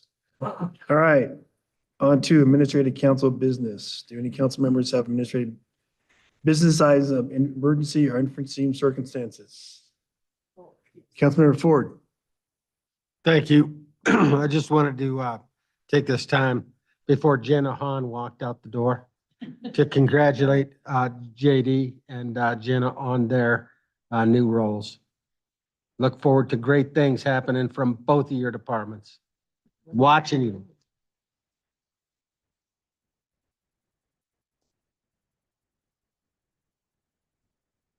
All right. Councilmember Douglas. Thank you. So the Youth Commission has thought about what they'd like to do moving forward, and they've really taken the initiative to be creative and innovative. And so what they would like to do is to own or to hold their own Youth Commission town hall for the city. And they would like to have it held here at the Civic Center in the council chamber. And they would like to do that on the 12th of July. And the entire city would be invited to that. And council members would be invited to join that town hall. And they're asking some other members of the community that they would like to have involved to be on the panel for that town hall. They'd also like to have the different commissions have the ability to set up tables for resources and information on what the commissions do in the lobby. And so I'd like to make a motion to hold a youth commission-led town hall at the Civic Center in the chambers and lobby on July the 12th. They would need the facility from 9:30 to 1:30, and the event would be held from 10 to 1.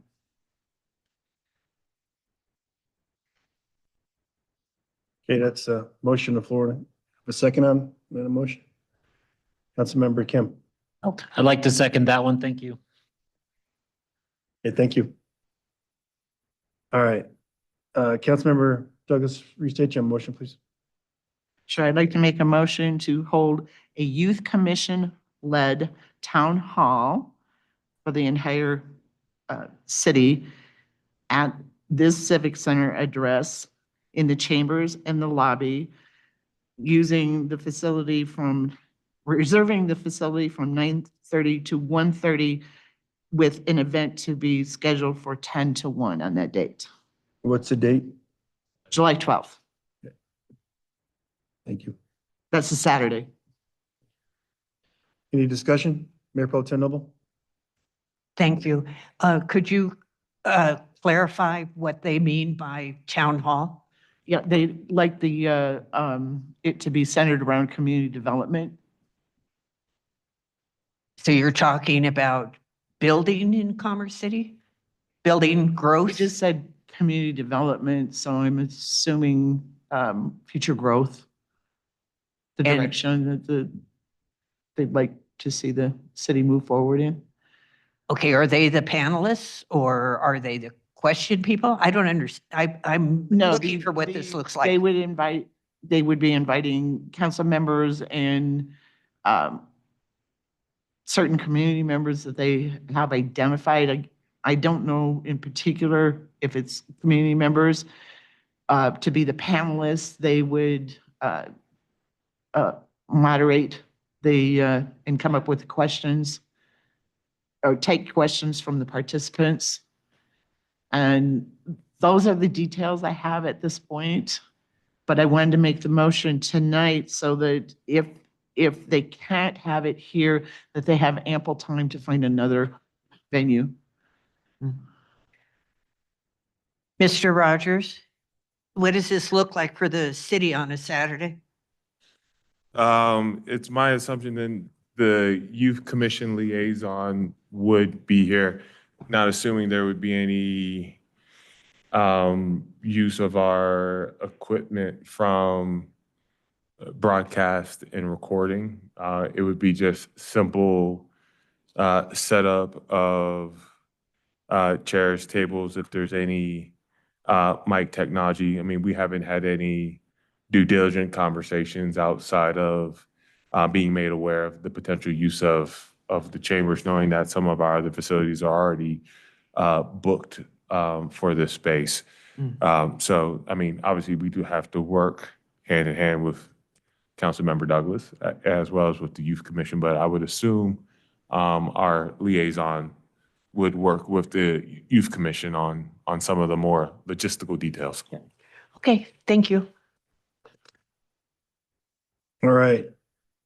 Mayor Pro Tem Noel? Oh, okay. Councilmember Kim? Do you have anything? Councilmember Dukes? Thank you. I had some similar questions as the Mayor Pro Tem. I just wish we continue to follow our council policy. This is something that should be a notice council business. It helps as we discuss these conversations because a town hall, love the concept, love the idea of supporting the youth commission. It's just hard for a body to make decisions around something we don't have the details to. And so just a future reference, I would appreciate if it's a part of notice council business.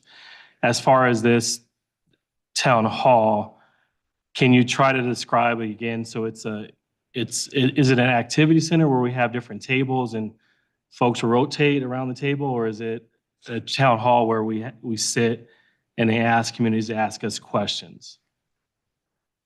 And yes, I would have loved to have put it on notice of council business. However, I wasn't contacted until, actually, they asked me at Music at the Park, which was last Thursday, trying to figure out where they could have it because they initially were going to do it at one of the rec centers, but they're booked on that day. And they're working around schedules where we have seniors who are going off to college and so on and so forth. So I was asked at the last minute, basically, to see if it was a possibility of getting the chambers. And so, yes, there would be a panel on the dais. There would be a moderator from the Youth Commission who would be asking questions that would be submitted from the audience. And then they would like to work in coalition with the different boards and commissions to have information tables set up in the lobby so that people would have an opportunity not only to attend a town hall, but to find out about opportunities for joining boards and commissions and such. That's what has been relayed to me, and that's what I know about it. I don't have specific details, but this was what I was asked if I could possibly do this, and that's why I'm bringing it up in administrative So the business. town, sorry, to clarify, the town hall portion will be us as council members sitting on dais getting questions from the audience. I guess whoever wants to participate, and Okay. Aaliyah Acevedo and the subcommittee from the Youth Commission would have further information. What we're really concerned about is finding a place to hold it. So, and that's, I was asked to ask, and so that's what I'm doing. And this is, what day was it again? July 14th? No, 12th. It's a Saturday. July 12th. Yes. Is it possible to reach back out and get more details and bring it back as a notice council business? Well, they need to find a venue as quickly as possible. That was the problem. It's not that I have the details with me. All I was asked to do was to find out if using the chambers was a possibility. If not, then they need to move as quickly as possible to find another place to hold it. Does that make sense? Okay, thank you. Okay, there's a motion on the floor. I had, Any other discussion? Yeah. Councilmember Chacon. sorry, freaking, thank you, Mayor. Sure. I don't want to complicate it, but I was gonna ask if we could do it hybrid, if that was possible. How long is the duration? Is it gonna be like 2 hours, 3-hour kind of event? So yeah, specifics and details, and just an outline of what they're looking for in topics to help conduct the town hall. I personally am in complete support of it. I think it's actually a really great way to get youth engaged in civics in so many different ways. And the youth have the energy right now. I think it's really harsh to discourage them.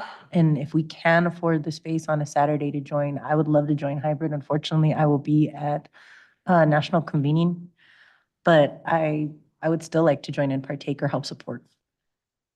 So they said that they would need the facility from 9:30 to 1:30, but the event would be from 10 to 1, and I don't know what part of that would be interacting in the lobby is just community, and what part of it would be an actual town hall. I don't have that information.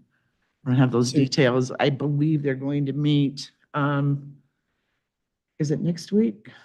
I think they have a meeting then.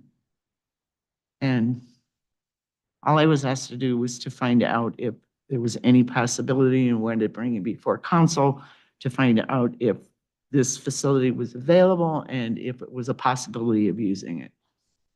City Manager Rogers. Thanks, Mayor. I think the difficulty when we start to bring in broadcasting, it starts to bring in other subject matter experts such as Beacon, such as our IT. And, given with the timing that we have right now, I can't commit to those resources knowing with where we're at. And keeping it just to the facility and the simple logistics of potential just mics to be able to get that set up on a Friday afternoon to where Youth Commission could just easily come in and turn those on the following day. That's the easiest route. So, I mean, trying to lessen the impact on our staff is where I would like to keep it if at all possible. Just kidding with the hybrid then. All right. Any other comments or discussion? Okay, ready for the vote. Your vote is open.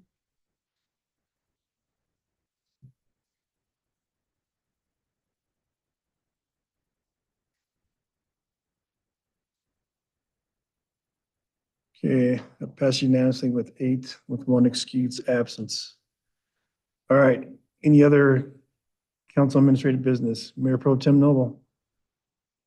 Yes, thank you very much. And I have one also that I would prefer to be notice council business, but it will fall under administrative council business.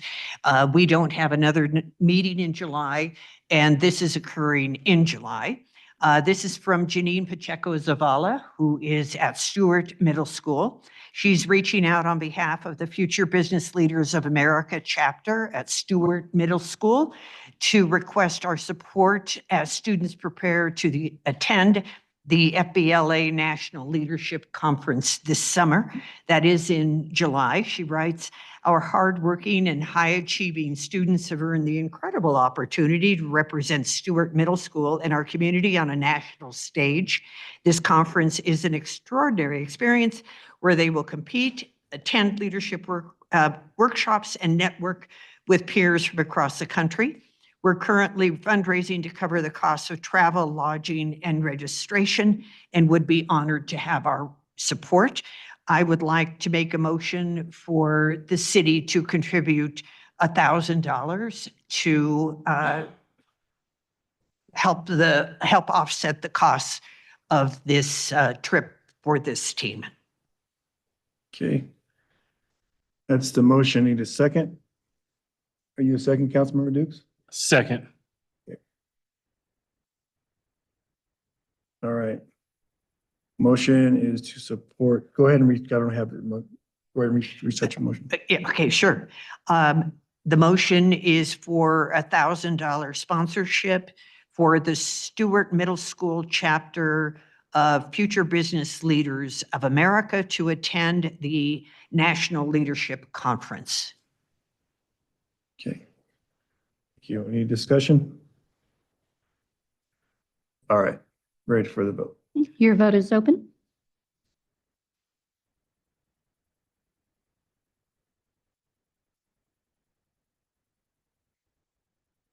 Okay, that's in support. 8 yeses and 1 excused absence. Any other council members? Administrative council business items or unforeseen circumstances? I have one. It's just my attention that there is a Commerce City Housing Authority meeting this Friday, 20th of June, not May. And we need to have a member, someone to represent. Councilmember Madera, looking back at past meetings, has not made any of the meetings, has been excused, absence. Councilmember Kim has been there, but can't make this meeting. So, and then the actions of Councilmember Madera, I'm sure he has some things going on there where he's been missing a lot of meetings. So I'd like to make a motion to remove Councilmember Madera as a council member alternate for the Commerce City Housing Authority. Councilmember Kim. I will second that. Okay. Any discussion? Okay, the motion on the floor is to remove Councilmember Madera as the council member alternate for Commerce City Housing Authority. Your vote is open. Thank you.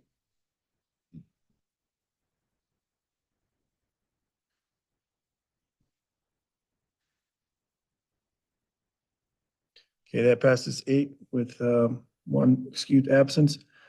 Okay, in a separate motion, I would like to appoint someone to the Housing Authority. Those who would like to be interested, please let me know. Councilmember Kim. I would actually like to nominate Councilmember Christy Douglas if she'd be willing to. Councilmember Douglas. I would happily accept that nomination. And Mayor, Okay. just to be I clear, need this a- is for the alternate Yes, position, this is for correct? alternate position, Okay. yes. I need a second. Are you the second, Councilmember Douglas? As well? Certainly. All right. This is a motion to appoint Councilmember Douglas to be the alternate member for the Commerce City Housing Authority. Any discussion? Councilmember Teeter. I sat on the Housing Authority and the Urban Renewal Authority for 8 years, and I would like to also do that. Okay. All right. Councilmember Dukes. I'd offer a motion to nominate Councilmember Teeter to be on the Housing Authority. So there is a motion on the Yes. floor. So my motion does not count. All right. Okay, we'll go with the first motion to appoint Councilmember Douglas as an alternate to Commerce City Housing Authority. Discussion. Sure. I'd just like to say that I have sat on the Commerce City Housing Authority a couple of times over the years. And I just recently went to the meeting that was supposed to be held the other night. However, there was a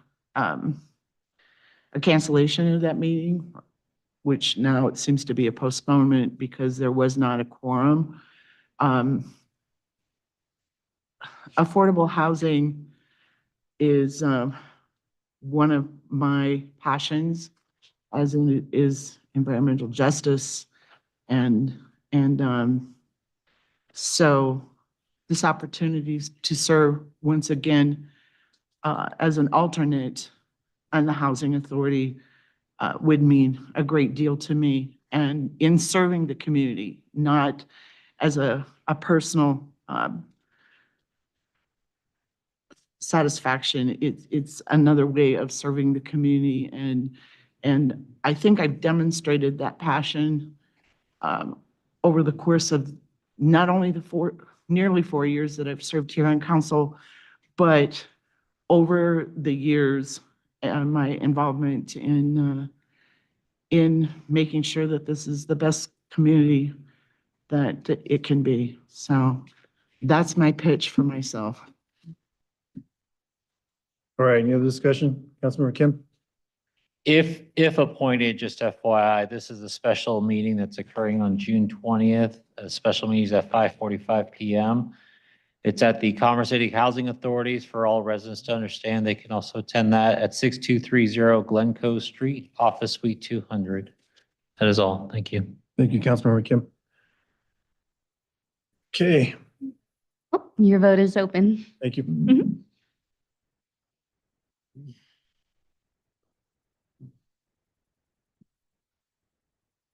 Okay, that passes 6-2 with one excused absence. Okay, is there any other administrative council business? Okay, Is this council reports or? no, not yet. Thanks, sir. All right, on to reports. City Manager Rogers. Thank you, Concert. Couple first things. I know this has been a big thing that we've talked about, a handful of study sessions, but you all probably noticed around couple of our facilities, some new faces, some new staff. As of May 31st, we no longer have the key people. We have janitorial services, janitorial staff. So you may have noticed that we have Antonia Perez. She is our new custodial supervisor. We have 2 new custodians. We have 13 total custodial positions. And we are currently working to fulfill those positions across our various facilities. So once again, we're continuing to work as we fill out those very honest, hardworking jobs. So as you see those new faces throughout our civic center that are still here tonight, give them a hi, give them a thank you, because they continue to keep working diligently as they continue to get up to speed here at the Civic Center, at the MSC, Eagle Point, Bison Ridge. So they would love to hear how they're doing. They always stop us in the hall, ask us how they're doing. They take their job very seriously. So thank you very much. Thank you. And welcome aboard to the team. Couple of things I know that we've heard as well from the community. One being from our traffic team on a speed hump project up off of Nicholas Street. I think you all have heard up in the community there had been some concerns about speeding. We most recently installed 3 new speed humps off of Nicholas Street. Hopefully that starts to address some of the concerns that we've heard out there in the community. We've also, as of last week, have put up a new social media post for Neighborhood Watch. We're starting to get some traction with some of the HOAs and other residents reaching out up there in the Northwest about how to get engaged with our crime prevention unit, about getting some of the Neighborhood Watch programs going. So some positivity there. Obviously, we've got the Juneteenth Festival celebration event this Thursday from 4:30 to 7:30 at Pioneer Park. And then we got an update from PD that the work within the Temporary Substation and Temporary Marketplace is ongoing with the target move-in date of September 1st. So hopefully that continues to keep moving forward. And then last but not least, I will be taking the week of June 30th to July 5th off. And in my absence, I'll be turning the keys over to Cheryl Karstens. And that is my report for the day. All right, any questions for the city manager on his report? Councilmember Dukes. No question, just a comment, city manager. Thank you for focusing on some of the easy things that the residents have been talking about. There are things the residents have been talking about and really putting it into motion, especially with the speed humps. One of the conversation with the substation in Turnberry. So I just appreciate paying attention and focusing on getting those things moving and moving ahead. So appreciate it. Thank you. Councilmember Ford. Yeah, I just, I know you've had a lot of personal issues that you're dealing with. I want you to enjoy your vacation. You deserve it, and you need to spend a little time with your family. Thanks, sir. And thank you, Jason, for making sure the custodians are key to our services for the city. I've been advocating that for a long time. So I do appreciate you bring that across the finish line. And as far as speed bumps, is there any movement to put speed bumps on Olive Street? Because there are speed bumps there, but they've been shaved down. As that's where Mrs. Bailey lives, and she just had a couple people come through motorcycles, and she said they're probably going 90 miles an hour, but they were going pretty fast. And that's a 91-year-old lady had contacted me about this. Yeah, that's a great question, Mayor. We'll have to circle back with Jenna and her team. Yeah. I do remember, I know that that was on the docket, but I can't tell you where we're at with that one. Sure. All right, appreciate that. And then also the highlights of the Adams Heights calls. I know we had citizens come forward and speak about that, and that has been noted on 615 of that suspicious incident. So Yeah, I know I shared some information with you all earlier today about Adams Heights calls and some of our response. Obviously, some of that data that's laid out within that email to you all. Some of that follow-up, still comes in from what we call CAD calls, and CAD calls come from AdCom, which is our dispatch. So not all of that information is readily available from our officers who are still maybe off duty. So we'll have to follow up with them as it relates to what the follow-up and next steps are. But I think what I just want to highlight to you is that there's always some level of activity that we're trying to engage in areas that we know are hotspots, and continually trying to think about measures of touch points and trying to, and knowing that, right, we're going to have our ups and we're going to have downs in there, but we want to be consistent and we want to be due diligent in that area. I think one of the things I can at least speak to right now was, even though one of the residents who's been here, who's constantly spoken about the railroad tracks in Colorado behind 68th that have consistently made noise when heavy trucks have hit them. We finally have gotten traction with RTD to get those out. We still have some ways to go with them, but we've gotten agreement that those need to come out. We're going to continue to keep working with them so we can ultimately do get them out. But right, we've gotten through the first hurdle, which is we both have agreement that action needs to be taken. So, we'll start to get that communicated out to the community to give them some positivity that, right, the first steps have been taken, and that the next steps will be taken, and then the next steps will be taken. So we'll just continue to keep building on that foundation that, right, things are going to turn a corner there. And we hope that, right, we'll be able to share some more of that information later in the summer about additional positive steps being taken with other things that we can point to with the multimodal projects along 68th and other activity that we hope with FLOT and, extra patrols and things of that nature. Thank you. That's great progress on, with the started removal. So appreciate that. Thank you. Okay, any other council members? Councilmember Douglas? Yeah, I wanted to say to enjoy your vacation and your family. And I know how much your family means to you. So please enjoy them the most you can. Thank you, ma'am. And I also wanted to commend you for creating the custodial division. It's been a long time coming, and this is going to provide opportunity for people to have benefits and show their skills. I've cleaned for a living before, and I know it's hard work.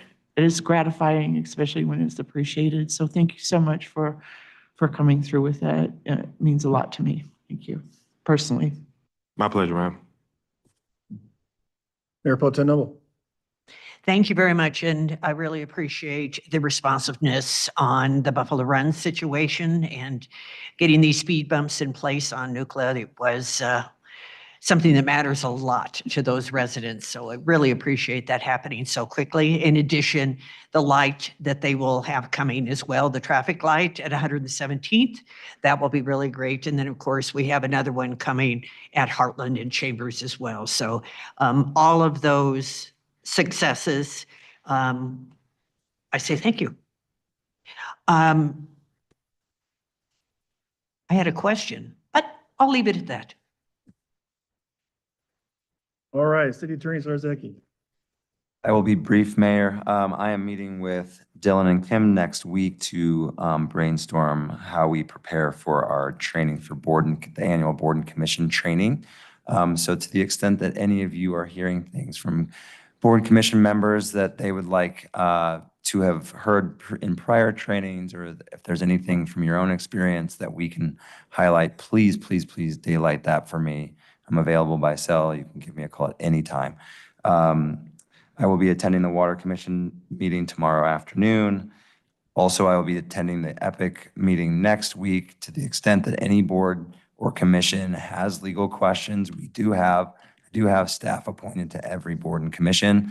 But please, if you're hearing that there are problems, call me. Finally, just a reminder that I will be attending the CML annual conference for a good portion of next week. I think many of you are also going to be there, so I will see you there. That is it. Thank you. Thank you. Any questions for our City Attorney? No, but I missed one from City Councilmember Manager.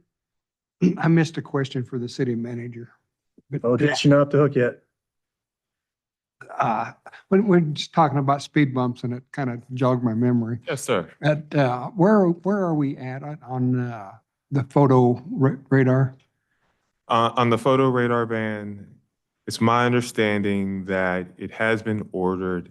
I believe it was being fitted up.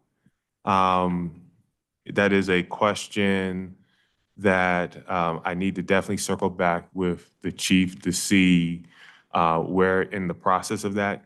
If I may also just get a text from him, so bear with me. He may shoot that to me here shortly. So if he does, I will respond to you in kind, sir, with that. But it's my understanding that we were in the process of ordering the van and then getting it fitted up so that we can then start getting through the technological application of that. I But noticed some of the confirm other it. cities, they had cameras, they would just move from location to location.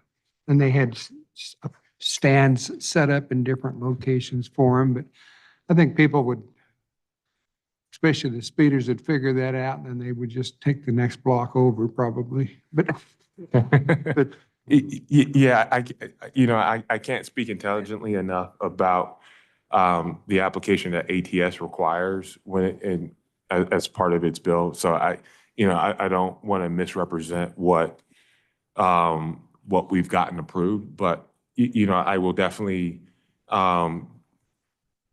hold. The van has been ordered. It's actually a Jeep. And we're waiting on ETA on delivery is what I just received back from the chief. I think one other thing that I can share with you that we're also looking into, that we've supplied a grant. I think that's also going to be a nice little tool. Is we've applied for a grant for a program I call it the Tile. Which will allow for residents to be able to sign up to receive a chip that is almost in a sense that if your car gets stolen, the Tile will allow for them voluntarily to see where your car is being tracked by PD to be able to recover. The city and county of Denver has had a program of similar sort. Aurora has, but in order for us, right, we have been applying through our grants program with PD for this application. So we're waiting word on that as well. So another tool as opposed to LoJack or to the bar on your steering wheel, it's another technological innovation that we're trying to use for our residents to help in trying to provide, or prevent automotive theft, knowing that that's a reality here in our city. So. I think that's a great asset. And, there's so many cars that they steal them and then they park them in certain areas. And I know I used to go for a lot of walks and stuff in Denver and I'd see the plates expired and the tires are starting to go down and it's a stolen car, but who do you call? Nobody's interested in it. But it's nice to be able to track them. We'll definitely keep you apprised when we hear word on that potential grant opportunity. Councilmember Kim. Just to clarify regarding that opportunity you speak of, this is the same one that actually the city of Aurora does? Very similar. They don't use a tile, they use an air tag, but yes. Okay. Hopefully we get it then. Thanks. Thank you. All right, on to reports. Any council members wish to make a report? Oh, Councilmember Douglas. Yes, this is for City Attorney Zarzaki. It's not a question, but there was a consent agenda item tonight that I didn't pull off because I didn't want to pull it off then, but it was about the resolution approving a request by 27J School District for distribution of school fees in the amount of $1,600,000 for construction of Rocky Vista High School on the northwest corner of 96th Avenue and Reunion Parkway. And I wanted to thank you and your team member, Quali Farbs, as well as City Manager Rogers and Cheryl for all the hard work you put into making our decision sound and legal. And that was so important for us. And yes, it went longer than expected, but I can tell you that I felt comfortable that when we came to a decision, it was right and it was sound. And if it weren't for your efforts and the efforts of Polly, that as well as Cheryl and Mr. Rogers, that I wouldn't have felt good about making any decision. And I just wanted you to be recognized for doing that, because that's a big deal. $1.5 million, that's a lot of money. And we had to make sure that it was appropriated properly. And so thank you. I appreciate that. I will certainly relay that message to Quali. Thank you. Councilmember Teeter? Yes, last week I attended the resource fair for seniors at, and I got to tell you, there's just so many different resources out there. The seniors need to start looking at some of this stuff. I was really impressed with all the different programs and they're just great. And that was on Saturday. On Tuesday, they had a resource roundup at Eagle Point, and it's just it's good to see people out there that don't really have any hope left and dealing and getting hooked up with services through the people that was at that fair. And I attended the ribbon cutting at South Platte Crossing Apartments, and I was very impressed with that on how those apartments are set up for wheelchairs. And the hallways are nice and wide, and it doesn't look like an affordable apartment at all. It looks like a luxury because hallways are carpeted, and they're nice apartments. And got a nice workout facility in there, and they had plenty of parking for everybody showing up. So I was amazed with the parking situation. Then I forget what day I did that, but we went to Music in the Park here. What day? Oh, it's last Saturday or Friday? Thursday. First, we went to Rocky Vista High School construction celebration along with the mayor and Mayor Pro Tem and Council Member Douglas, and it was a great celebration. I was surprised to see them name it after me, but that's okay. After that, we went to Music in the Park at Pioneer Park. No parking. I mean, if you wanted to park, you had to park across the street. It was full, and that's just great. And Chicano Heat was just put on one hell of a show. Good dancing music, and looked like everybody was having a good time. And that's all I got. Thank you. Any other council members have any reports you'd like to make? Councilmember Douglas? So I also went to the Rocky Mountain Vista groundbreaking, and that was a really great event. They had a showing of the high school marching band. They had cheerleaders. They had Kona Ices, and a great turnout for that. So that was a fun event. And then turned around and went to Music in the Park.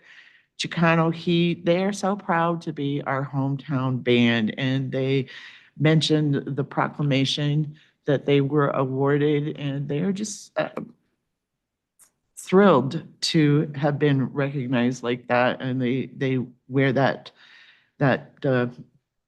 badge proudly.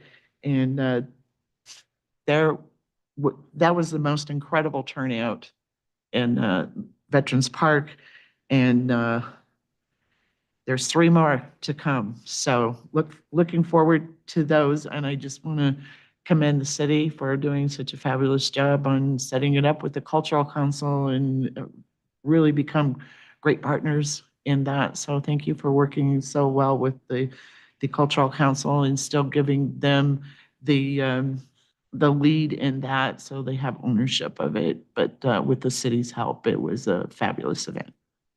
Thank you. I also went to the senior commission meeting, and I didn't get to make it to the resource fair, but I got information that was picked up there and brought home to me so that I could use it for people who are in need. So obviously, there was a wealth of information there that that was provided to everybody who took part in that. So the senior commission needs to be recognized for doing such a great job on that and their commitment. All the members of the commission are so committed, and they need to be recognized for their hard work. That's all I have. Thank you. Thank you. Mayor Pro Tem Noble. Thank you very much, Mayor. Yes, Rocky Vista High School, even though it's named after Councilmember Teeter, I have to commend the Vista. That is one heck of a view these kids are going to be enjoying when that school is finally built. That's the entire Front Range. It's quite spectacular. I think they're going to have more students than they know what to do with once the school is built. Music in the Park was a lot of fun. It was very crowded, very, very busy. Also attended on Saturday, the Adams County Pride Fair at Riverdale. I helped table at the city's diversity, equity, and inclusion table. And I really want to thank the staff who are part of the internal DEI committee for Commerce City, who also were there at the table, especially Megan, who led the charge and was there the entire time. She was so enthusiastic and was trying to do a lot of hiring at the same time. So she was making good use of her time. It was a very popular table. We had all the things that everybody wanted, that's for sure. I also want to mention that we have the Policy and Governance Committee meeting on Friday at noon. I participated in the retreat committee today. And as my final comment, we didn't really get to, I don't know what happened to the meeting, but it was a short amount of time for council reports. And I really wasn't able to give a real shout out to the senior commissioners who put on the Senior Resource Fair. It was awesome. They are a well-oiled machine. It's incredible all that they do, all that they accomplish, and it was very successful. So I very much appreciate all of the hard work that they do on behalf of seniors in Commerce City. Thank you.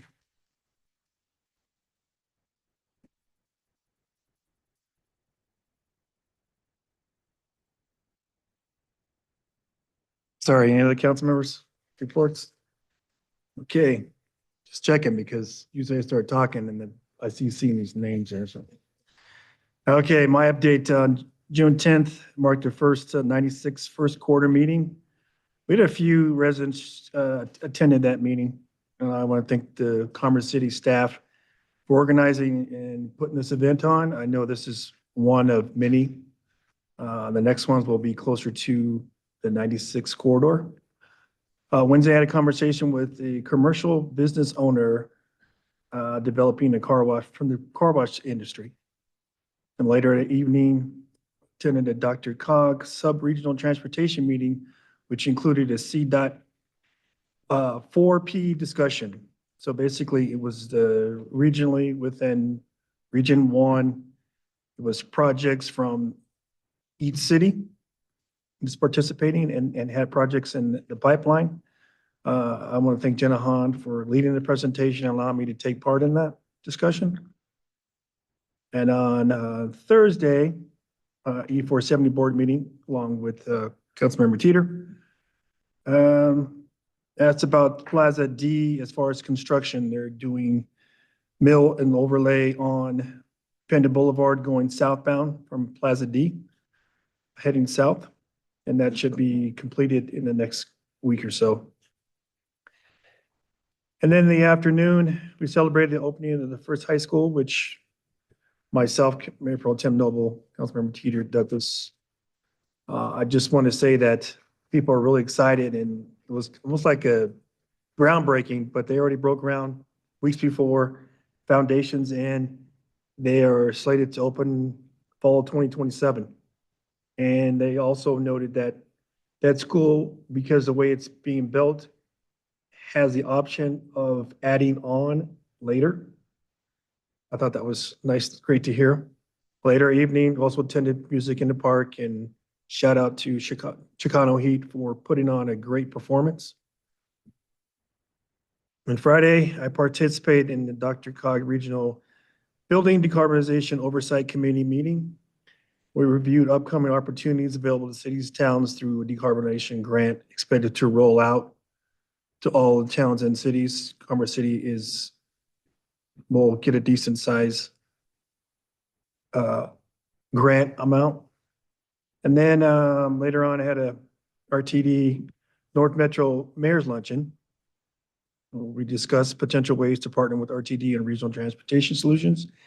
And the fact that the next 3 months, there's new commission for CDOT. Karen Stewart, she's going to be off. So we have new commissioners rolling on. I think there's going to be 4 new commissioners. So here's an opportunity for Commerce City. They're talking about working on the next 10-year plan. And if we want to have projects deals with maybe, I think it's 44, that is, city manager, is it Highway 44 that you remember I asked about 104th corridor? So Thornton has a project in the pipeline that was approved through CDOT. They're going to make those improvements from, I think, McKay to that Thornton Bridge, and they're going to be widening the area. They're going to get some big support from the state. So I think it would be nice if Commerce City could jump in there and say, we want a frontage project for widening from the other side of Thornton Parkway across Highway 85, so that we can get some money from the state to help with that widening program. So we need to look at the next 3 months, having someone in our city with any kind of projects that we can get some funding from CDOT through DRCOG, even the state. So bridge, roads, things like that.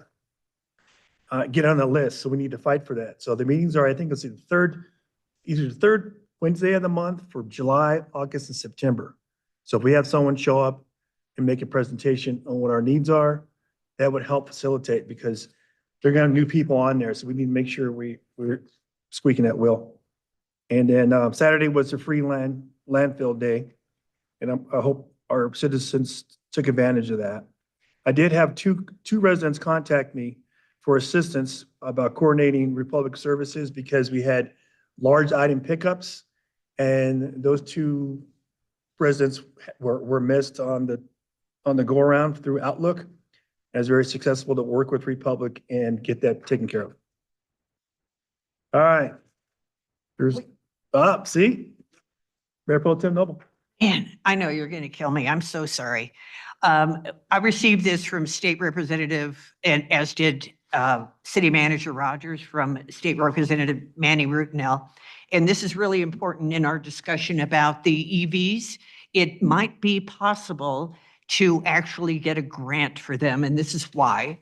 The Local Implementation, Mitigation, and Policy Action Accelerator will provide a total of $50 million in grants to support local governments with policy adoption to bolster local resilience, reduce emissions, and advance other state priorities such as improved air quality.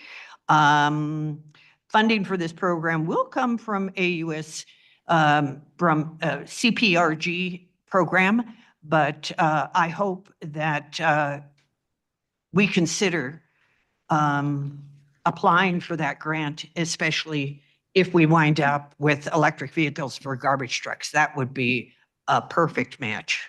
Thank you. Thank you. And also want to shout out to everyone who showed up for the Juneteenth raising of the flag. Appreciate Councilmember Dukes, City Manager Rogers, our attorney, Lisa Arzeki, for helping with not only raising the flag, but just knowing how meaningful this is for our community. And Councilmember Douglas and Mayor Pro Tem Noble for attending the raising the flag as well. And so with that, City Manager Rogers, enjoy your vacation. It's well-deserved. I know what it feels like when you can turn your phone off. Whenever it is. All right. Seeing no more business, we're adjourned at 9:50. So you guys get 15 minutes based on the agenda. Back.